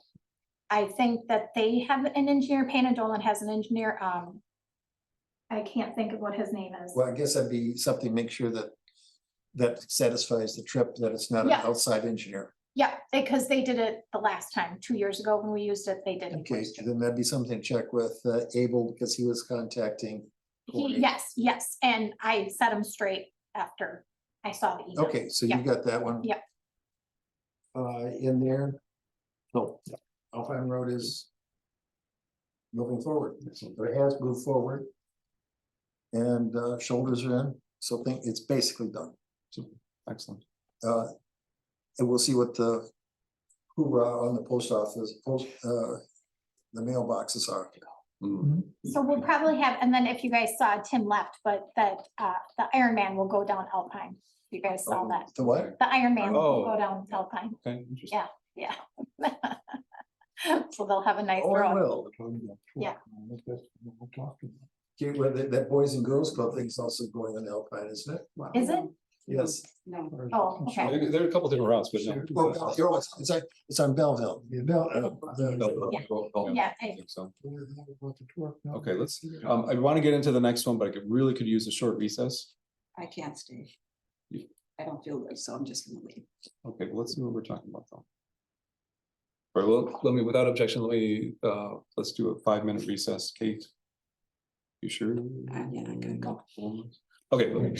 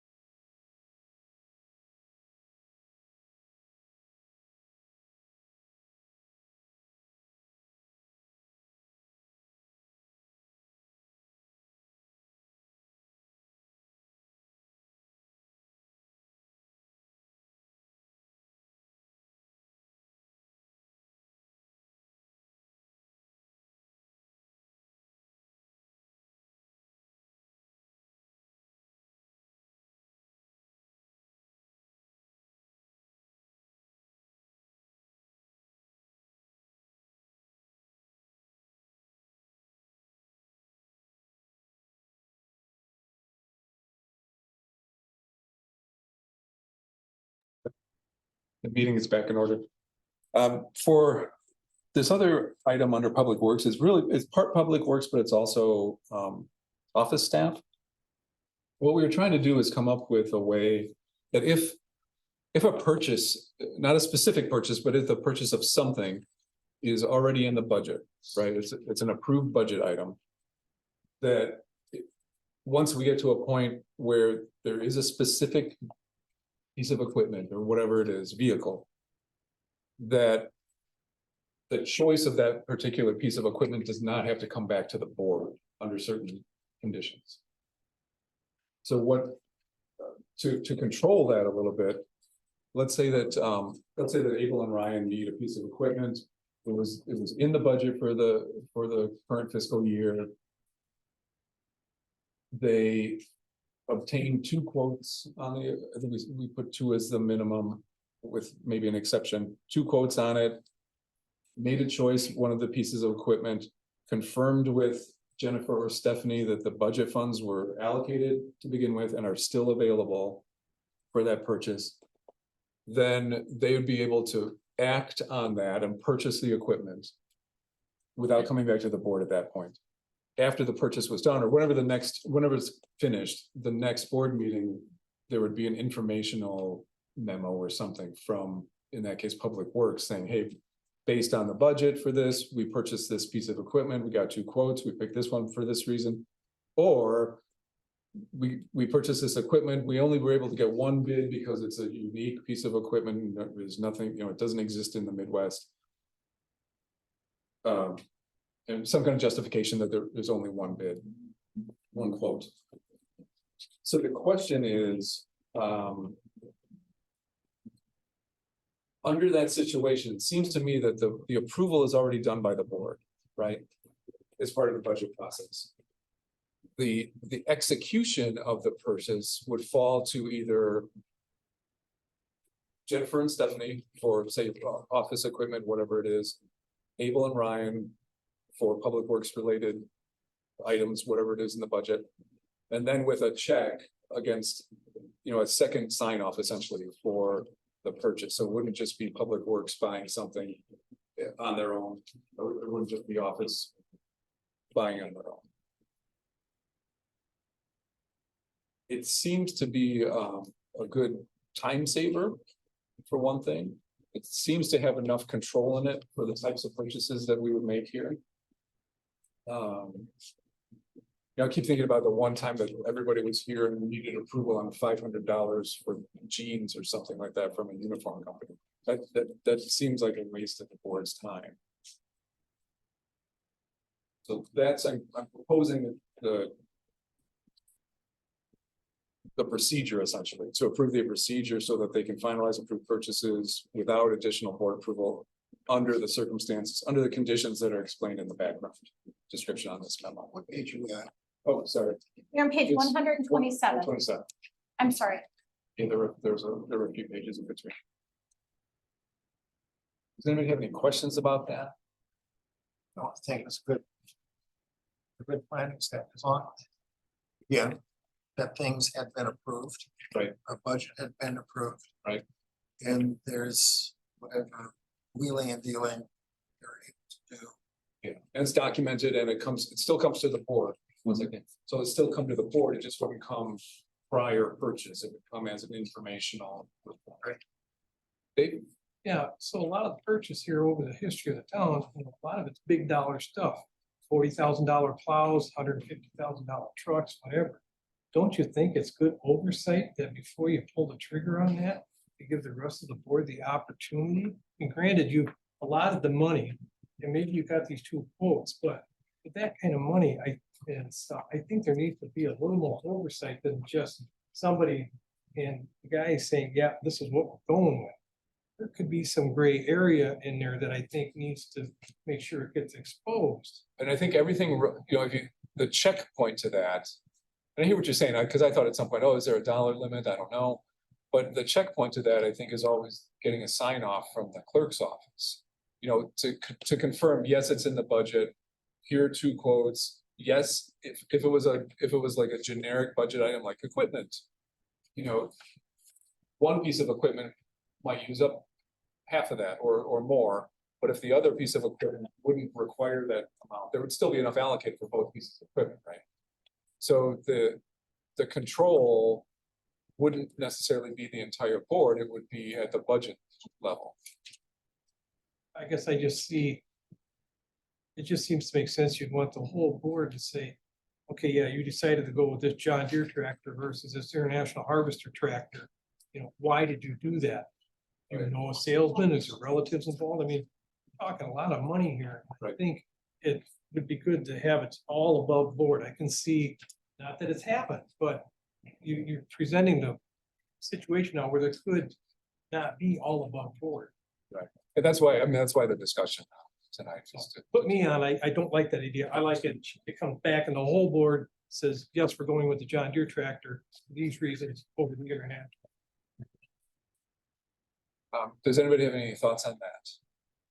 Or just talking about adding a cap or $500 to be able to change that they can decide. Right, I think David's saying what if it's a bigger dollar Well, I amount? think that makes sense. Really big dollar. And everybody gets really excited when we.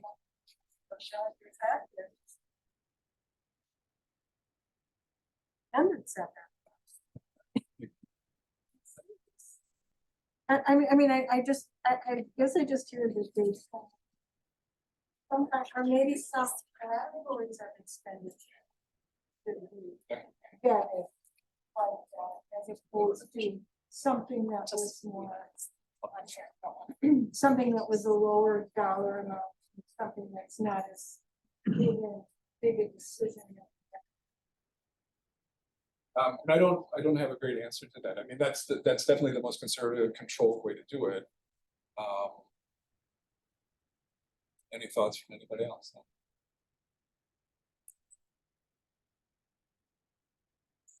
Not sure I understand your concerns, Lori.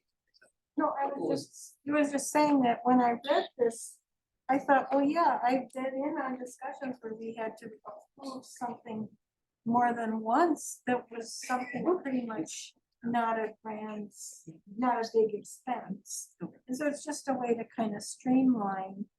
And then if we just had a way of saying, here are the types of expenditures that the board would still want to have the final sign off on before we disperse the money.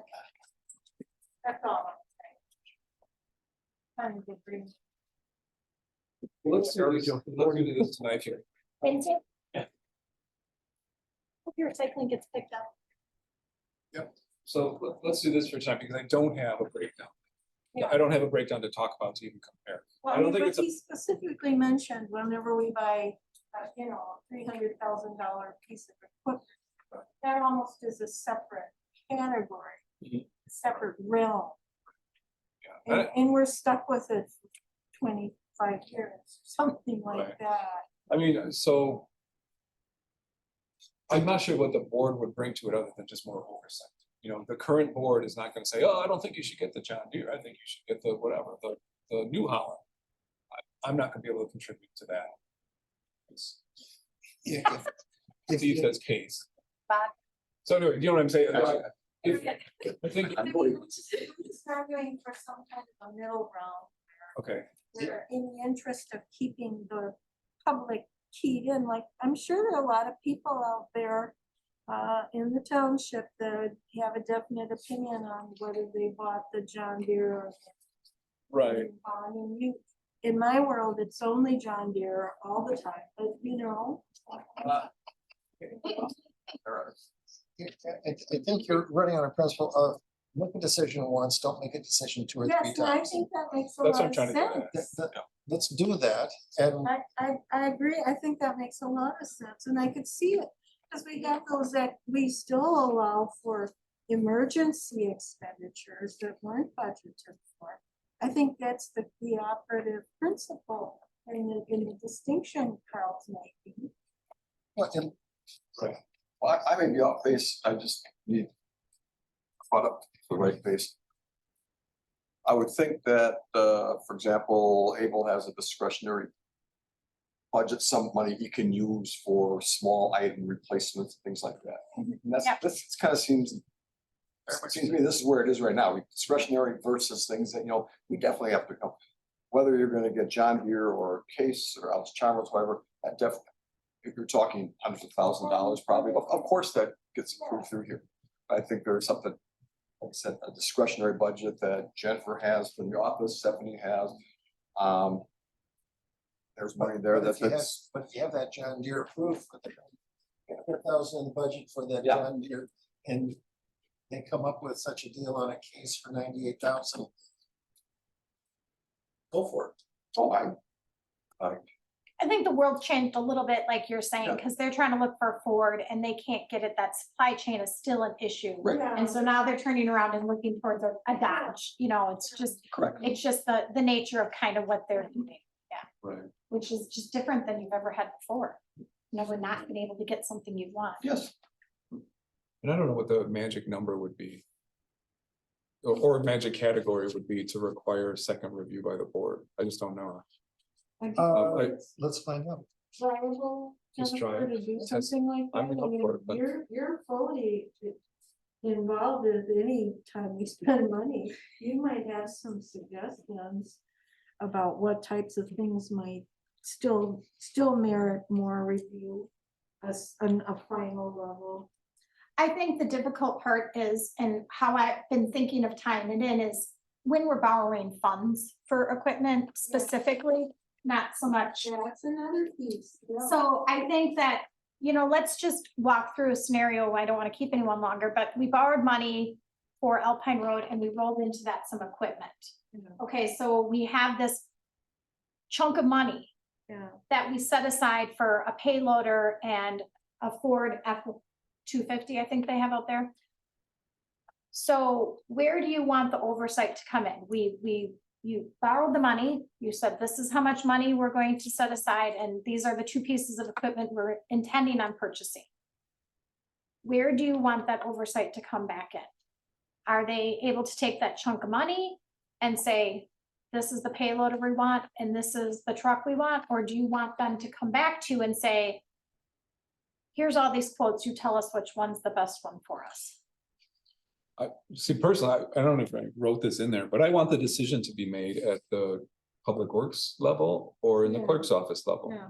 I don't think the board brings anything else to some of those decisions. You know, other than some oversight on the dollar amount maybe, but we already did that in the budget. Right. So I'm Yeah. more along the lines of, There's gotta be reporting back, and you made a damn fool error there, don't, be careful. What's that? in a report or something. Wait, Not the your report. error. The report. If if you reported back and you bought, the Bob's special truck.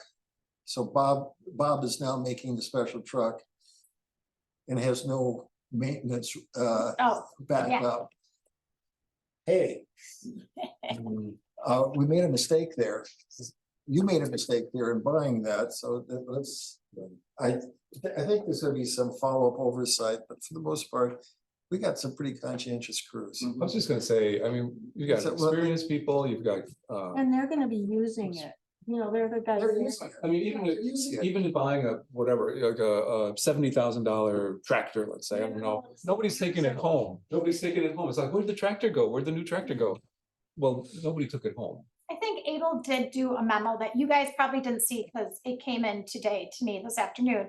So on page 129, he was talking about the wheel loader, the payloader, the wiggly butt, whatever term you want to use. And we've been talking about this purchase and the best way to go about it. I told him to write a memo that translated in his mind to an email. That's fine. It doesn't have to be, That's okay. That's fine. doesn't have to have a So, logo. You know, he was just saying, you know, he came in to have Miller and Bradford, came in with bids. He was comparing it. He would like to go with the Miller and Bradford because it has a better warranty and a better service agreement. I'm requesting the Case so Case would be the one purchased from Miller and Bradford. So that's where I think we're trying to decide that clear that oversight's coming in. Yeah. you know? But see, for this, what I would say is, what I said before, kind of the flow would be, okay, they wanna buy a case. Buy it. Show us the case versus whatever else, if there was a whatever else, if there isn't a whatever else, tell us why. And just tell us after the fact. I don't wanna see it. And we already budgeted for this. Right, Yeah, this is Well, that- what we took the money out, yeah. yeah, I should say, yeah, so, Yeah. yeah, We're asking for extra funds. no, for- already budgeted and still funds available, that's the. He just forgot to put in the amount, like he should have said Miller and Bradford was X amount, Brooks was X amount. Right. So we're learning, you know, If he did, we need a wheel loader in the first place, well, that got presented to the board. Right. And the board, and if this was gonna be, we should be expecting to pay this. Right. But if it exceeds that, then you gotta come back to the board. I think so. I mean, that's sort of what I sketched out is that flow. I mean, it makes sense to me. I get that it's not the most controlled accounting. But it's pretty damn controlled. You know, if we have two signed, you know, it's not just Abel, and I'm just using him because his email's up here. It's not just him saying, oh, I'm gonna go buy this thing. And not checking with anybody, not checking to see if there's money, not checking to see if it was in the budget.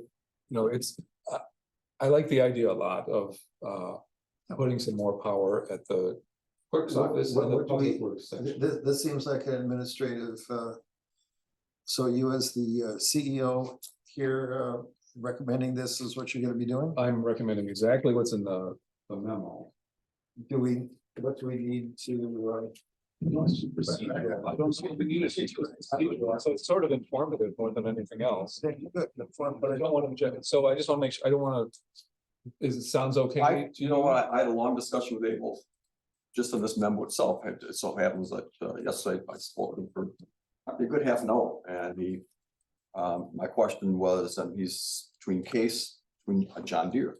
And what he told me, and I couldn't give you word for word. And I know I trust, I've told Abel, I said, you work with this stuff, you know this stuff, and I said, you know, you spent too many hours fixing stuff rather than fixing stuff in the town.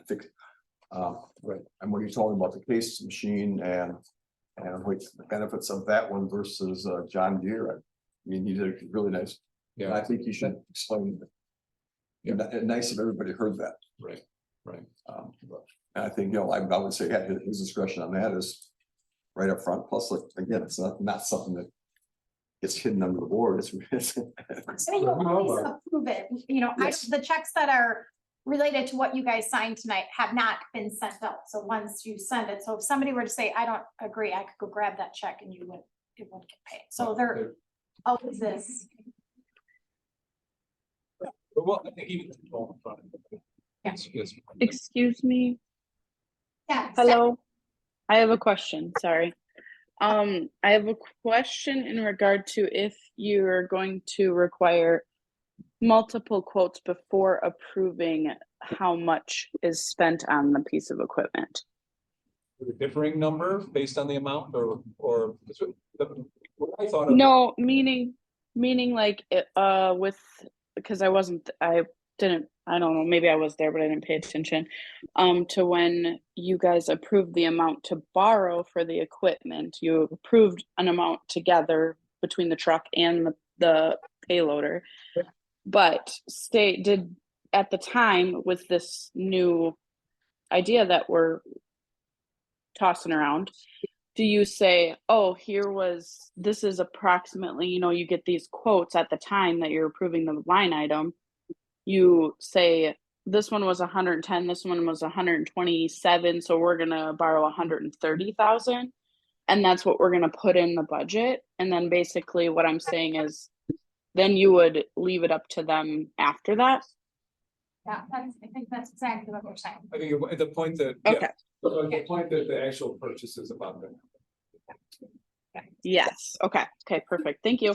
Because they're gonna do the research and find two good options and then pick from one. Yeah, because I think what Abel said is like, in fact, he had that conversation, like, I can't remember exactly what we budgeted in that amount of money for a payloader, but he said what it came in was actually less than what we had put in. If that makes sense, Stephanie? Absolutely. That was exactly where I was going with it, because that also provides much more oversight. It's not just us guesstimating how much that piece of equipment would cost and then leaving it kind of willy-nilly. You know, it's just kind of like, yeah, we already got the prices for it. So we did that first step. We're gonna do it again, obviously before purchase, because you have to. Things might change. But just that's kind of it's kind of already starting off there, kind of like what Arlen was saying earlier when he's like, well, you mean just approve it once?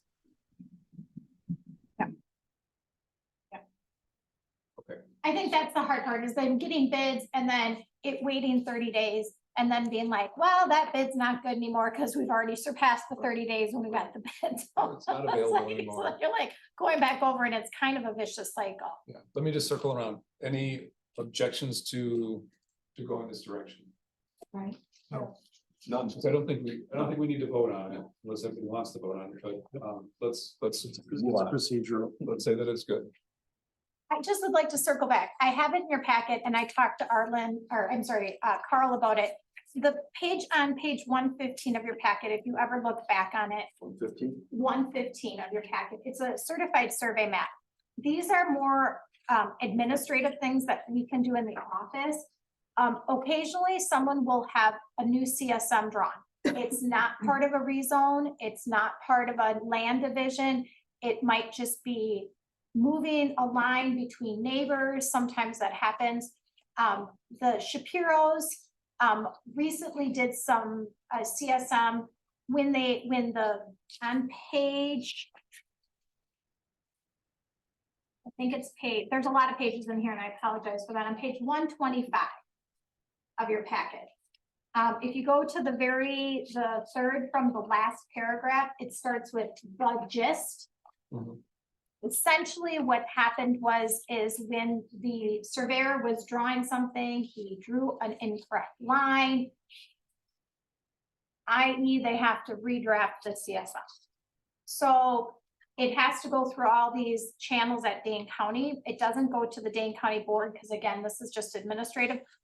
So what they'll do is they'll show up here at the clerk's office and they'll say, hey, Jennifer, you sign it. And then I'm always a little like, what am I signing? And I want to know. And so this is just me saying to you guys, I'm going to be signing this and this is why. This is correcting. Correcting an error. And so it's administrative. It doesn't need to go through any boards or anything else, but I always just want to make everyone aware of it. That was a lot of explanation about it. Anyone have any questions about it? No. Okay. No, I was wondering what we're supposed to be doing, studying, waiting for the. Okay, I'm going sure on. that you've seen this before and what a poor pain in the butt for these people that are dealing with it. Okay, anything else on that? On that,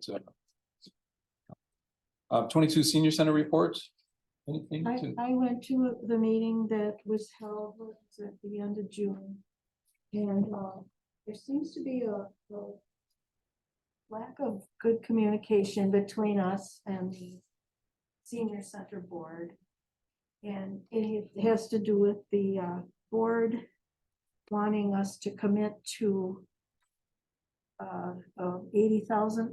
Did they ask for a specific amount of money, Jennifer? They have not asked me. I've not seen anything. But then why are we've been taking the position that we can't afford to increase our contribution to the senior center. And the senior center people take that advantage, that opportunity to, first of all, ask us why we're not borrowing more money and why we can't balance our budget and things like helpful suggestions. And then our position is, no, we just don't have the money.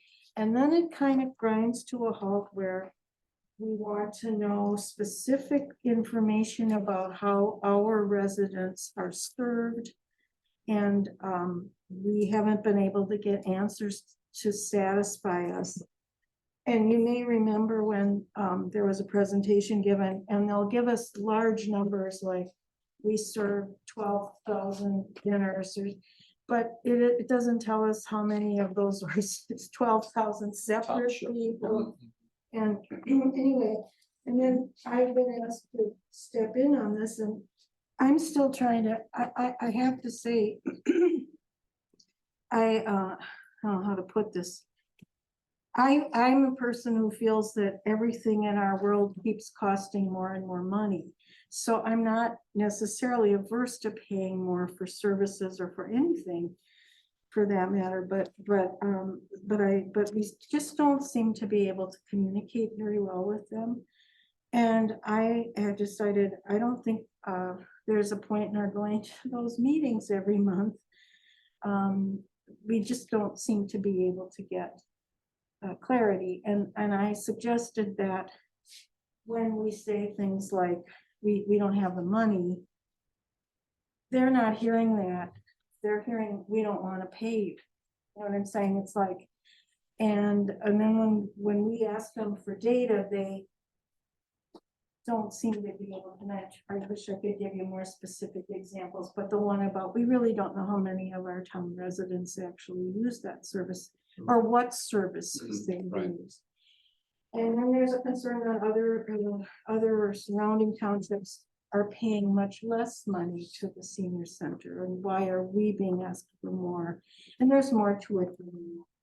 But I just feel as a new member of the board, I think we all need to be talking about it as a board as to what we think the senior center means to our residents and so forth. And, you know, maybe try to come up with more concrete ideas about what we're paying for, what services we need, and then go from there. That's all I'll say. It was kind of like jumping into the deep end, and I'm trying to understand the whole context. I think you're on the right track, though. You know, it would be helpful, extremely helpful to know what we're paying for. How do we, I think we need that first. And I don't know that 60 or 80, I don't know what the magic number is. Yeah. But it'd be good to know, okay, here's what you get for, or here's what you got over the past year for the amount that you paid. Well, their board is not happy when we say 60. That's not enough. Oh, and then there's talk of cutting jobs and cutting services and cutting meals to seniors and such things if they don't get the amount they asked for.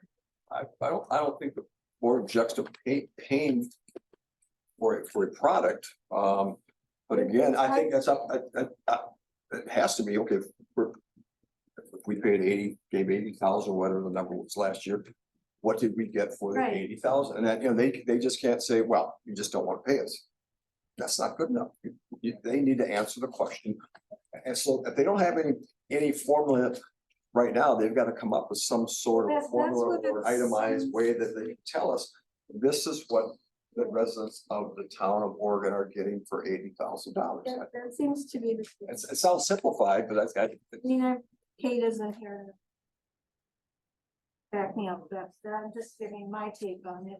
Well, right, no, I get it, believe me. And I really do feel that the board, when we come to budget, we really need to look at what we're getting and what what we think is a good use of our dollars for that service. Yeah, agree.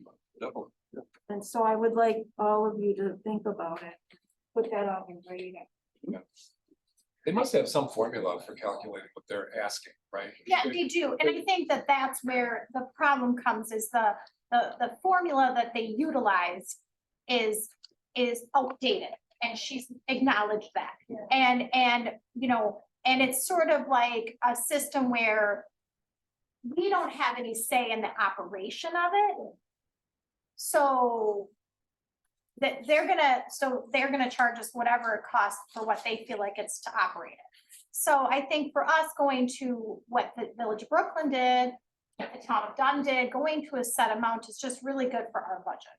For our budgetary purposes, it's really just a good idea to set an amount of money instead of going to the 7% raise, because, well, without the, we don't get a 7% increase. So what's happened for the town is every time we have to would go up 7%, you're taking 7% out of some other budget category. So the reality is the money exists, but we have to take it from someplace else. Right. And so that's where the town has had to suffer for a lot of years, is the taking from other areas within the town's budget, setting aside money for equipment or road work or road projects. So when we say we don't have money, I mean, right, you spend money the way that you want to spend it. I think that the intention of what's happening now is, what does the town, are they gonna continue to accept the formula that the village has laid out? Or do we want to say, this is what we can afford, do with it what you can, and how do we want to handle that? Right. I mean, because we have the fire departments are ownership. We own the fire department, so we know we have to fund them. And that's, the senior center is a village department, so we're just giving them extra funding to take care of our residents. Well, the thing, so the a formula works both ways. So if they say, okay, here are these variables that end up with 80,000. Well, how about if you plug in 60,000 and work back? Then what do we not get out of each of those, whatever those categories are? That they should be able to tell us. And they had a meeting last night. Their meeting was Monday night, and they went into closed session to talk about it. So I don't know if we'll get something out of that meeting or not. And that was a general meeting. It wasn't just about us, was it? The closed session was to talk about the senior center and the participating. So that was specific, but there Not just were us, not that. the other, it's all the municipalities, so. I don't think anyone discounts that we would want to, and in a perfect world, we would contribute as much, and. But when you look at our levy, our levy is about $800,000. That's about what we get. If we're going to give them 80, that is 10% of our entire levy. That's going just towards the senior center. It starts to dig into other things we can do. We would not want to borrow. We don't want to borrow for operating. That's not right. That's not Yeah, a sort we of can't borrow. Right. So I mean, like, that's why if you were to say, hey, you guys need new furniture in your thing, we could borrow for their new furniture. Right. Those are different ways to Yeah. work around some of those things. Okay, sorry. Oh, that's okay. Thanks, Lori. I mean, I think you're going in the right direction. I think it's, it's an investigative reporting situation. Just feel I'm trying to understand. Not exactly our money. But common sense, though. I mean, it's right there. Okay, road and traffic safety committee report.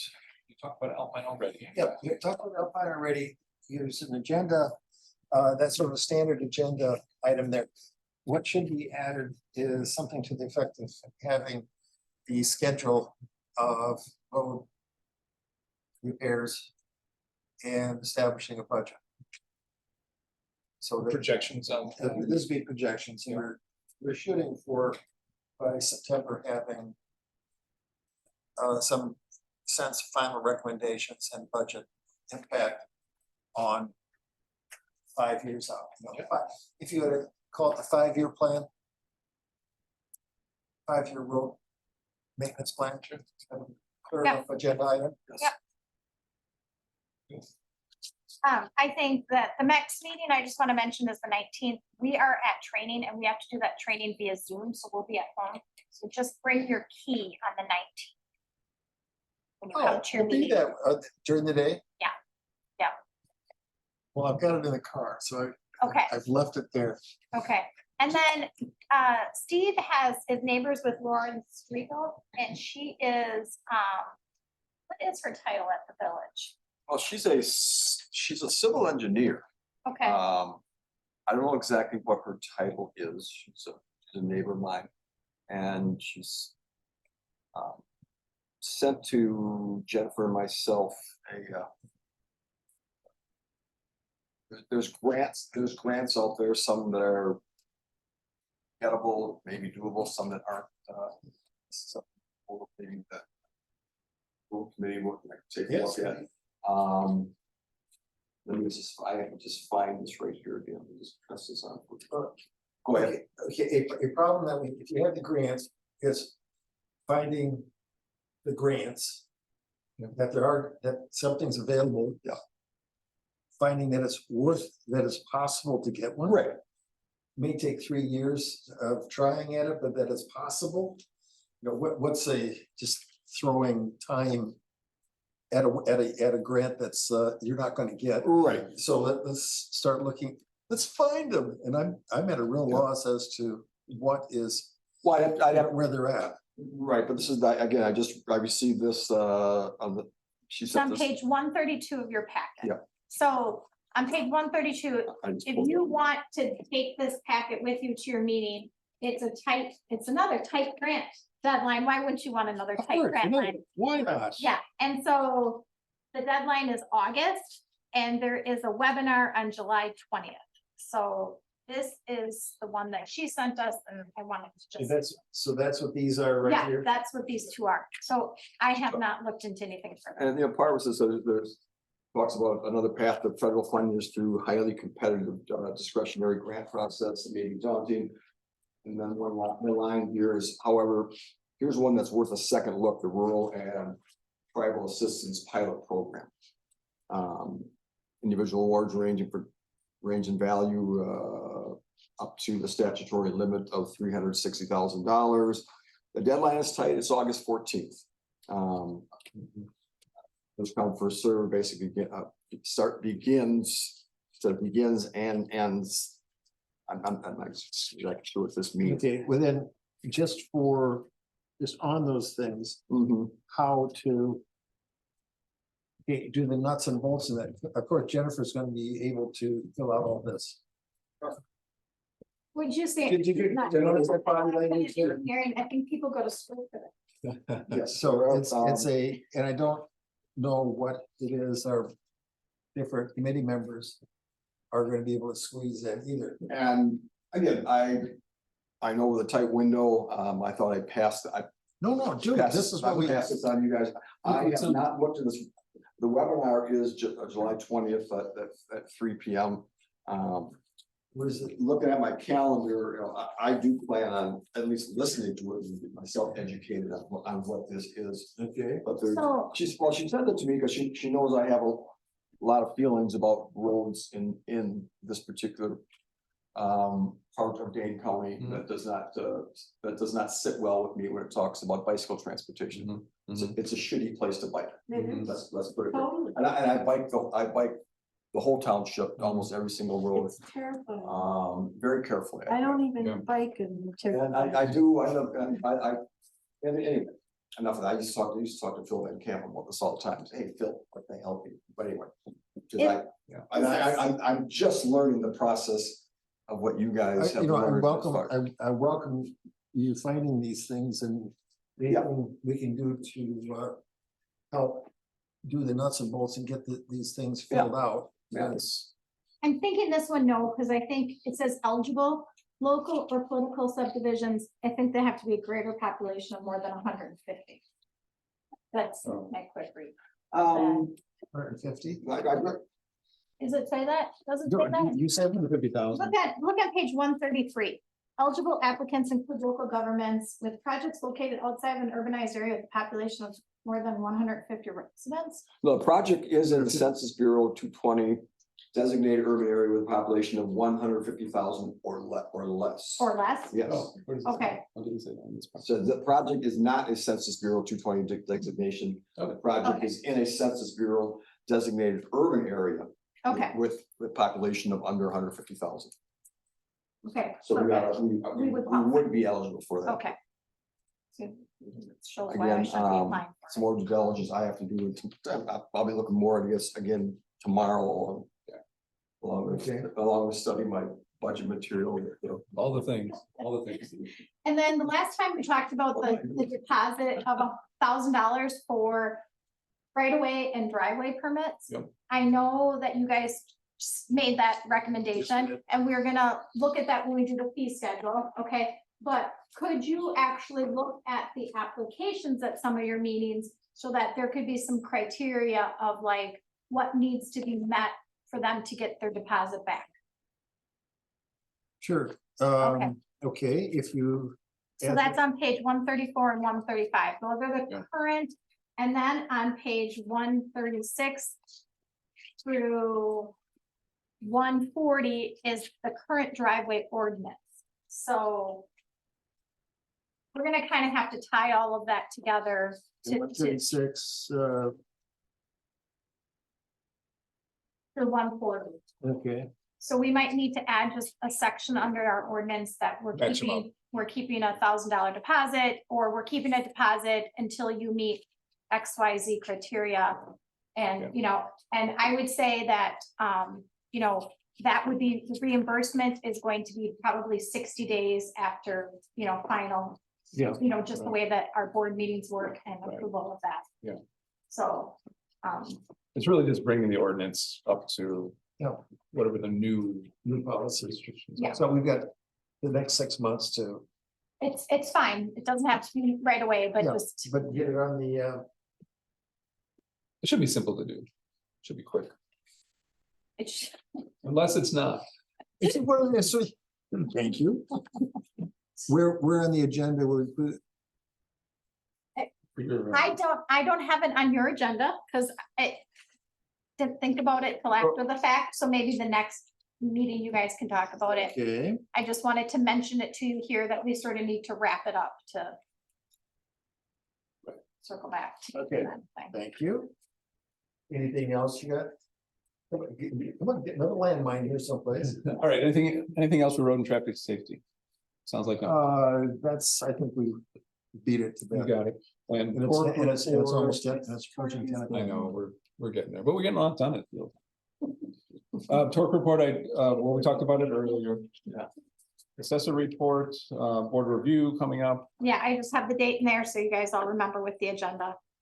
There was one that showed up to the open book, and I have heard from nobody. So as of right now, it will be 2 hours of us Sitting. doing whatever you want to do. No, Kumbaya. there was a part, there was in the questionnaire that you were going to be providing our favorite beverages. Oh, okay. So, you know. Well, you case- better put in your orders soon, so I know That's on the what to buy. 25th, correct? One, That's what- 25th, yeah. Yeah, and it's at The New, Tuesday. New- yeah. Okay. So that's your bad day. Are you gonna be here? That's a Tuesday. I will. Okay, I'm taking sorry. it. Okay. So it's, yeah, no cards, you just gotta, but bring a book or It does. magazine or. The training material didn't even said, oh, you shouldn't even do that. And that's that. You just sit there and wait. Yeah. It was kind of like that, like, oh, really? Let's see, then don't talk about anything. Yeah, good. Keep your thoughts to yourself. Okay, nothing else for that. Building inspection report is in the packet. There's 12. Okay, and then I would want to talk to a clerical error on Sure. 143.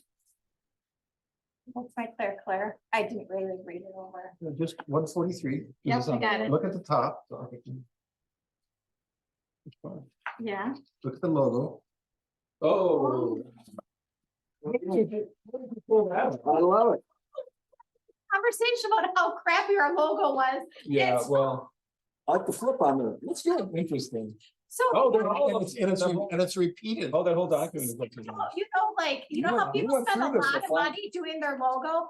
The guys just decided to change the logo one day to that logo that's on You the know, rocks. I think I've seen other like Parks and Rec pickup trucks with that same style of logo. I mean, it doesn't say Oregon, but I think that's just like something you get At from. least you're consistent because every other page sounds the same thing. They did that on purpose. Let me Like, see. I knew how to do I that. can put it in the mirror. Okay, home stretch, everybody. What are we doing here? Home stretch. On 143, what are we doing? So on 143, I just told you guys that I would document where ARPA funds have been used and how Yes. they've been used to the date. And so this is a really long memo that just explains certainly very detailed what meetings and what was being done. And I know on page 146, I sort of have the end of it. So we received 347. We bought the AV equipment that we're using. We put the concrete in the shed. We bought Badger books. And then that curbside, that's just a cash flow. We just need that cash flow to be paying that bill Yeah, each and month. it's gonna be- That's, we're gonna get it back, but it keeps going forward. Right. What I did roll into that, which I hadn't rolled in before, was it was just for ease, is that $30,000 buyout. It would have came out of our savings account or somewhere anyway, so. So that leaves us with that balance of 171. We do not know what the construction of the office would cost. We Radios. was got the radios in 55. there. So we have to have it used by 2026 is the latest we can, I think, so it's, anybody have any questions about the ARPA funds or using it or money or? I think we're good. Not yet. Okay. Let's do board communication. Can I, I'm gonna flip the order here. Well, I have committee assignments that are probably in front of you. We can talk about it real quick. But let's talk about annual cost of living adjustment for staff. If, and I wanted to just sort of pin this down whether we do it or not.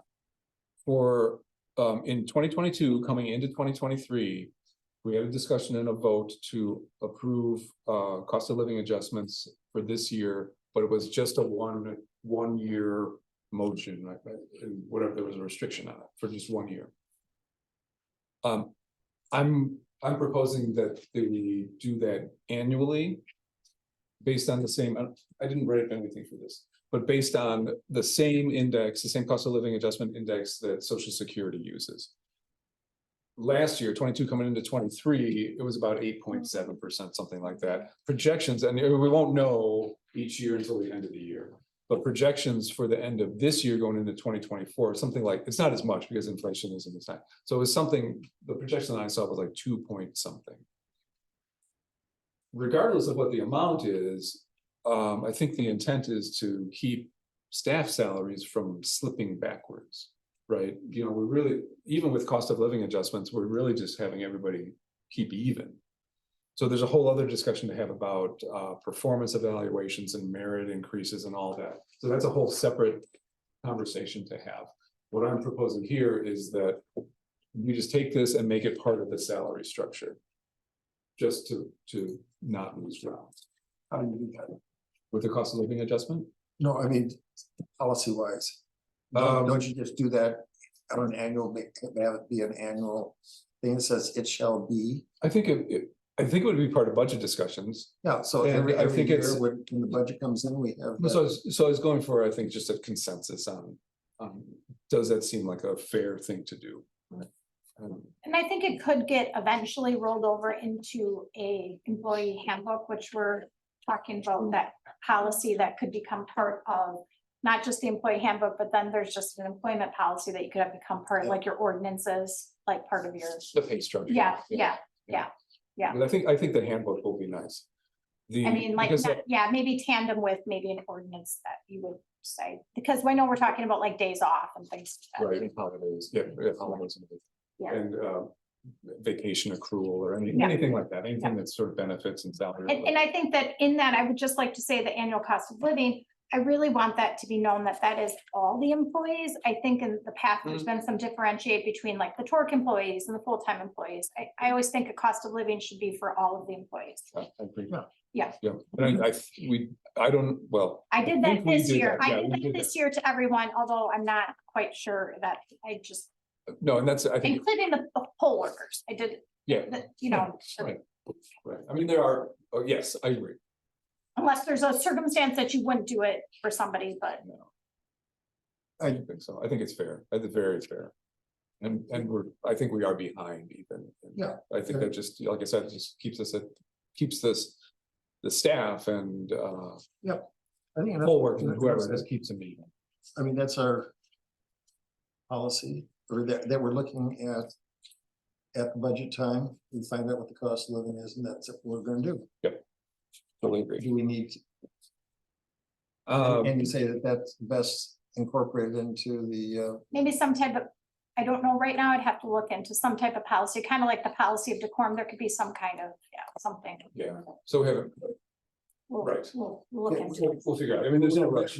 none of us are gonna be here X, Y, Z years from now.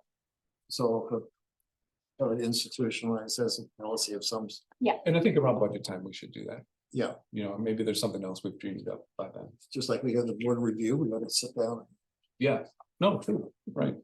Okay, let's see, one more thing for this board communication. So in front of you is town board committee assignments, phase 2.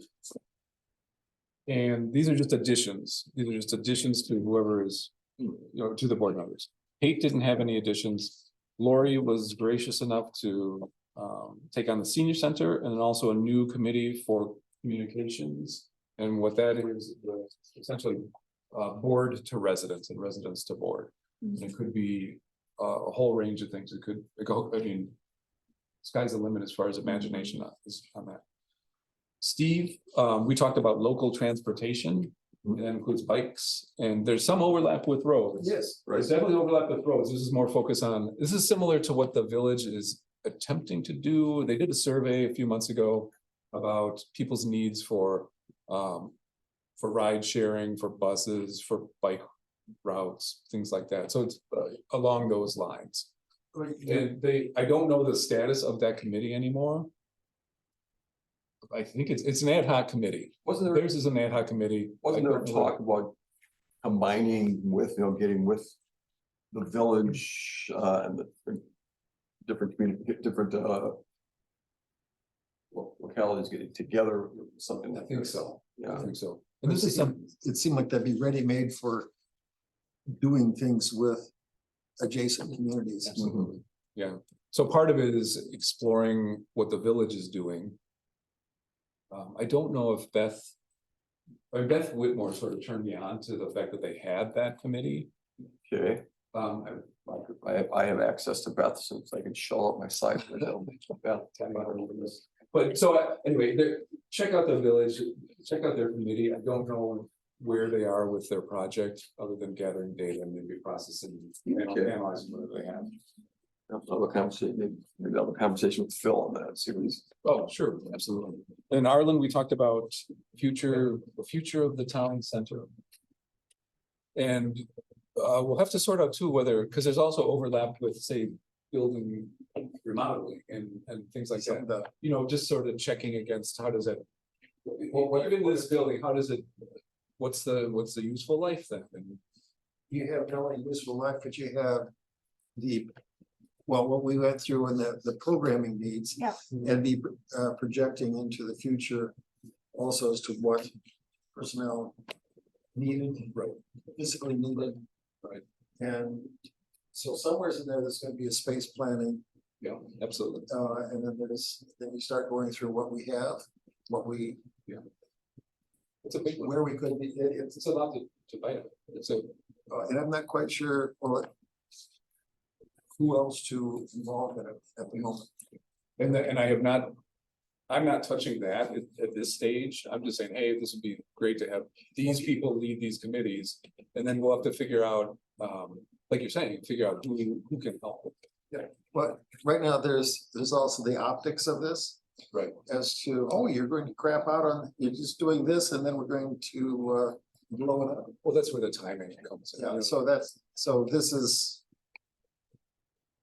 Don't know how you want to publicize this, because there's as much of a problem just inventorying of what we have and what we need.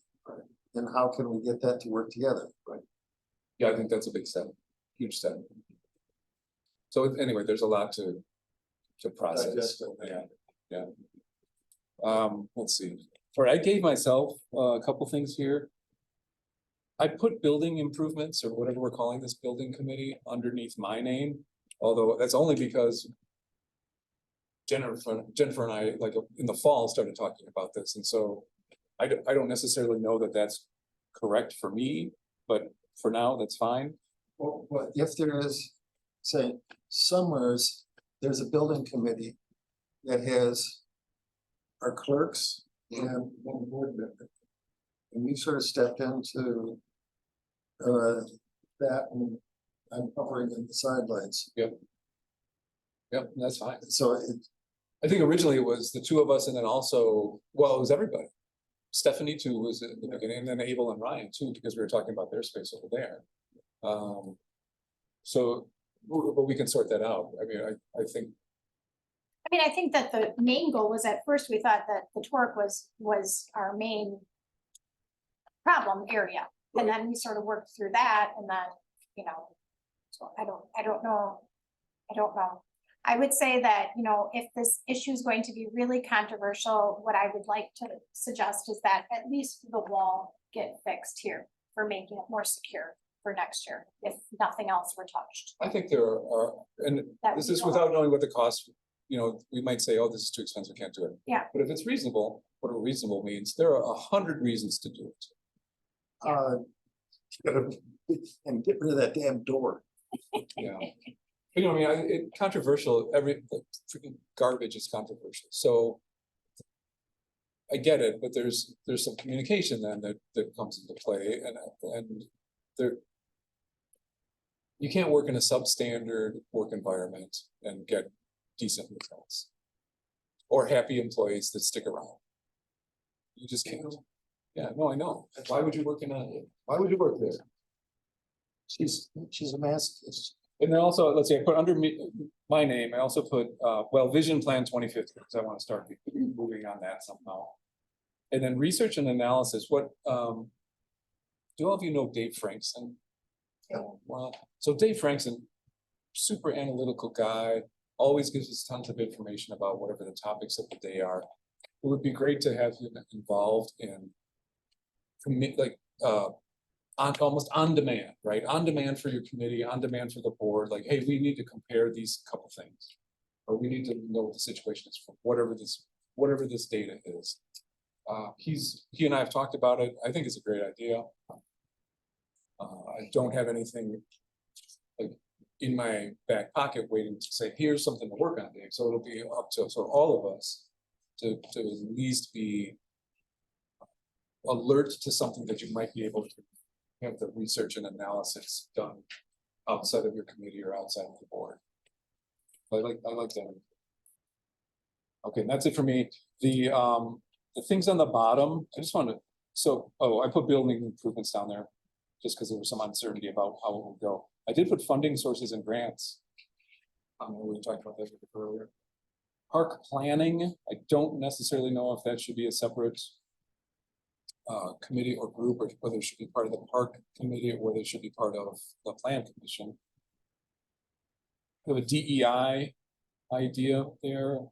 Municipality relations, we were talking a little bit about that tangentially earlier.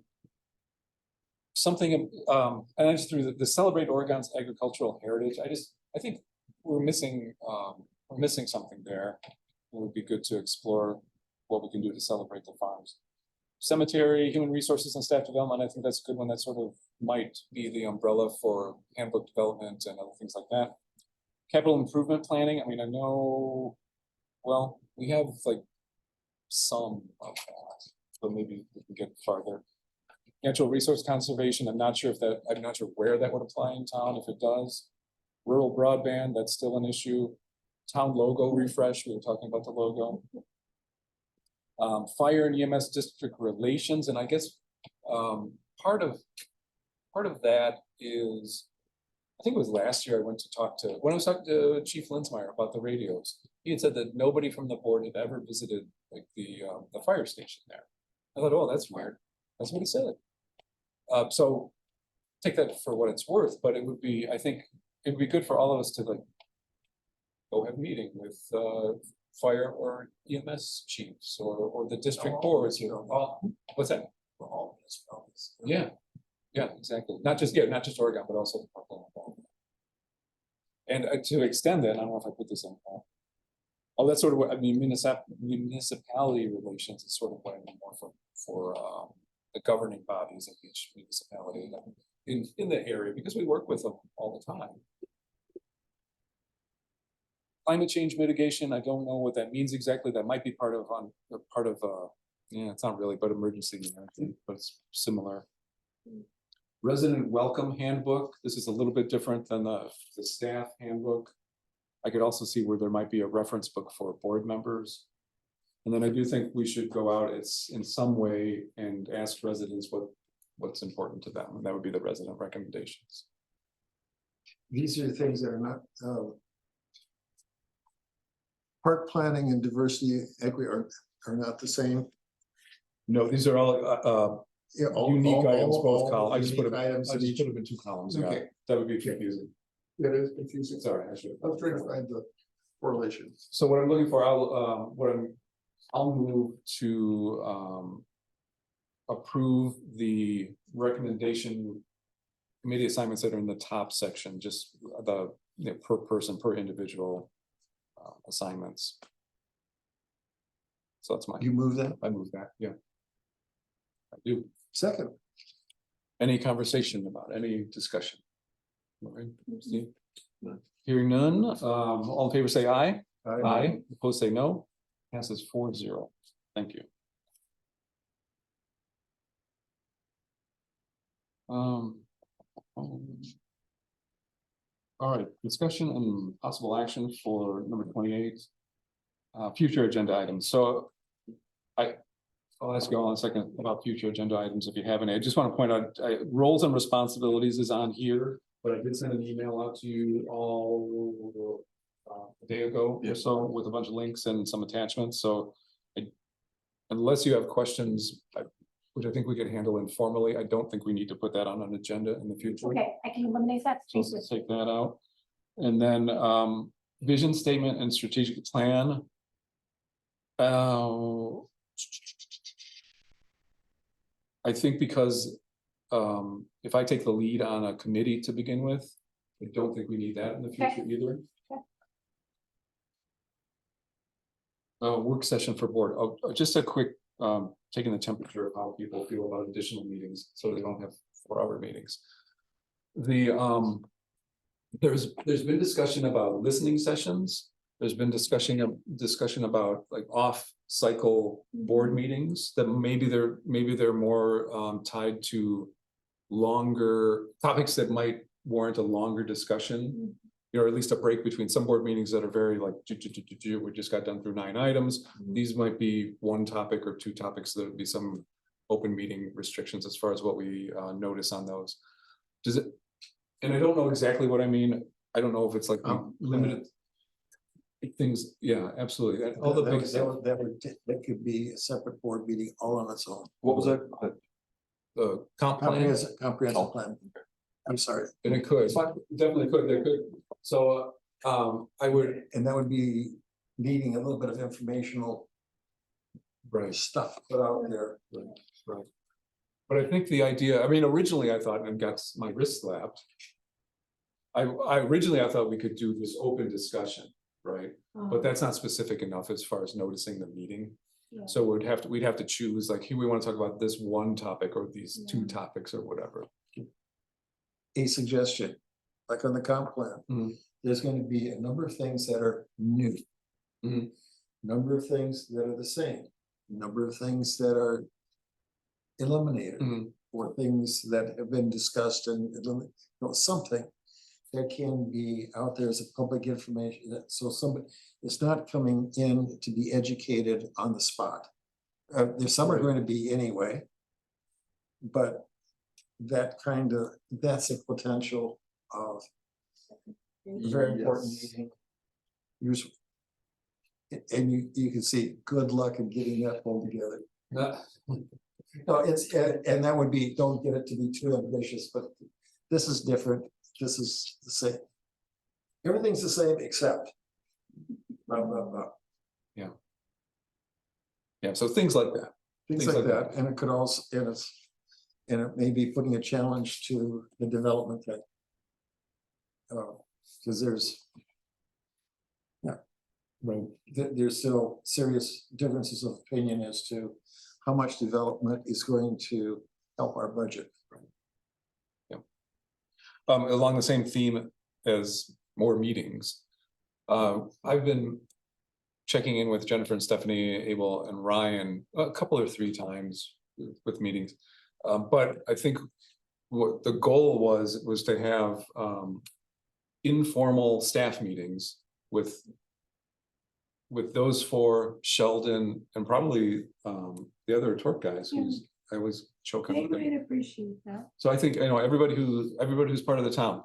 So that would be too much to tack on to a regular board meeting. Yeah. And it really isn't this, it should not be the same vibe. It should not be the board sitting up here and talking to anybody. 4 hours. No.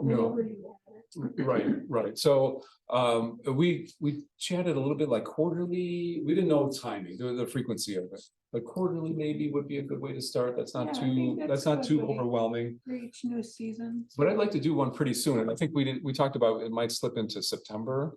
I think that's what we're talking. So we kind of were thinking is like, you know, for the plowing season for the guys. And then we just kind of go over, I think what we have started in the past with the passport was just like, hey, this is what we're doing, this is what we're working on. And then you guys can say, hey, what about this? Or just, you know, I see you guys once a month, but they don't see you, you know, unless you stop in. It would just be that opportunity to have Right. good dialogue Mhm. with what's happening, what we're working on. We would like that. I think it'd be great. I think it'd be good. So we'll, September. We'll It's the start of the find year. some open, yeah, it's fine, it's fine, yeah, true. So we'll find some. we'll Yeah. find some dates. You got your Labor Day. Right. But then let's, You're seeing this as during the daytime, staff. If you guys could do it, that would be great timing for Yeah. us, because we'd all be here. Yes, because that's a long day for everybody Yeah. today. Last time we did, we had to do it at night, like, everyone was just kind of, Right. okay. Yeah, okay, good. Anybody else want to propose any future agenda items? In a half an hour, I'll think about it. Yeah, no. I have an email, so you can email it. Oh, that's true. No, we're not gonna wait. We're not gonna wait on you. It's already. And then Denver Clerk's report. So all the loans, except for the one we took out for the OPED capital equipment, which is the top, hasn't been paid. What I plan to do is, it's 48,000. We were gonna pay that when we got our property taxes back. We obviously would get that back in July. So I'll probably be making that payment sometime in September, August, September, when we get our final check. So the second half of property taxes get paid to Dane County, then they reimburse us. So when that gets reimbursed, that's when we will pay off that loan. And then we're closed next week because we have that training. So this is where we normally travel to Green Bay and stay in Green Bay, but they have just continued to keep that as a online thing, and we actually have to be on our camera. That's part of the requirement of the course. Okay. So we're going to be doing that at home because it is way too distractive to be here. They knock on your window, they do everything, so Bicyclists stop in once in a while. they're gonna do that. So that's gonna be, and then all I put in your packet was the move and groove, which you guys have already got. That's it. Kate had said that it's not, on the application, it says 750 riders. I'm like, oh my God, that's ridiculous. That's not. But she had said that it's spread out, Not bad. it's different stages, so. We have 5 different. Yeah, they're all. Yeah, there's a bunch of different, Multiple there's, routes. it goes anywhere from a 3.2 mile ride to 50, I think is. I'm in one in September with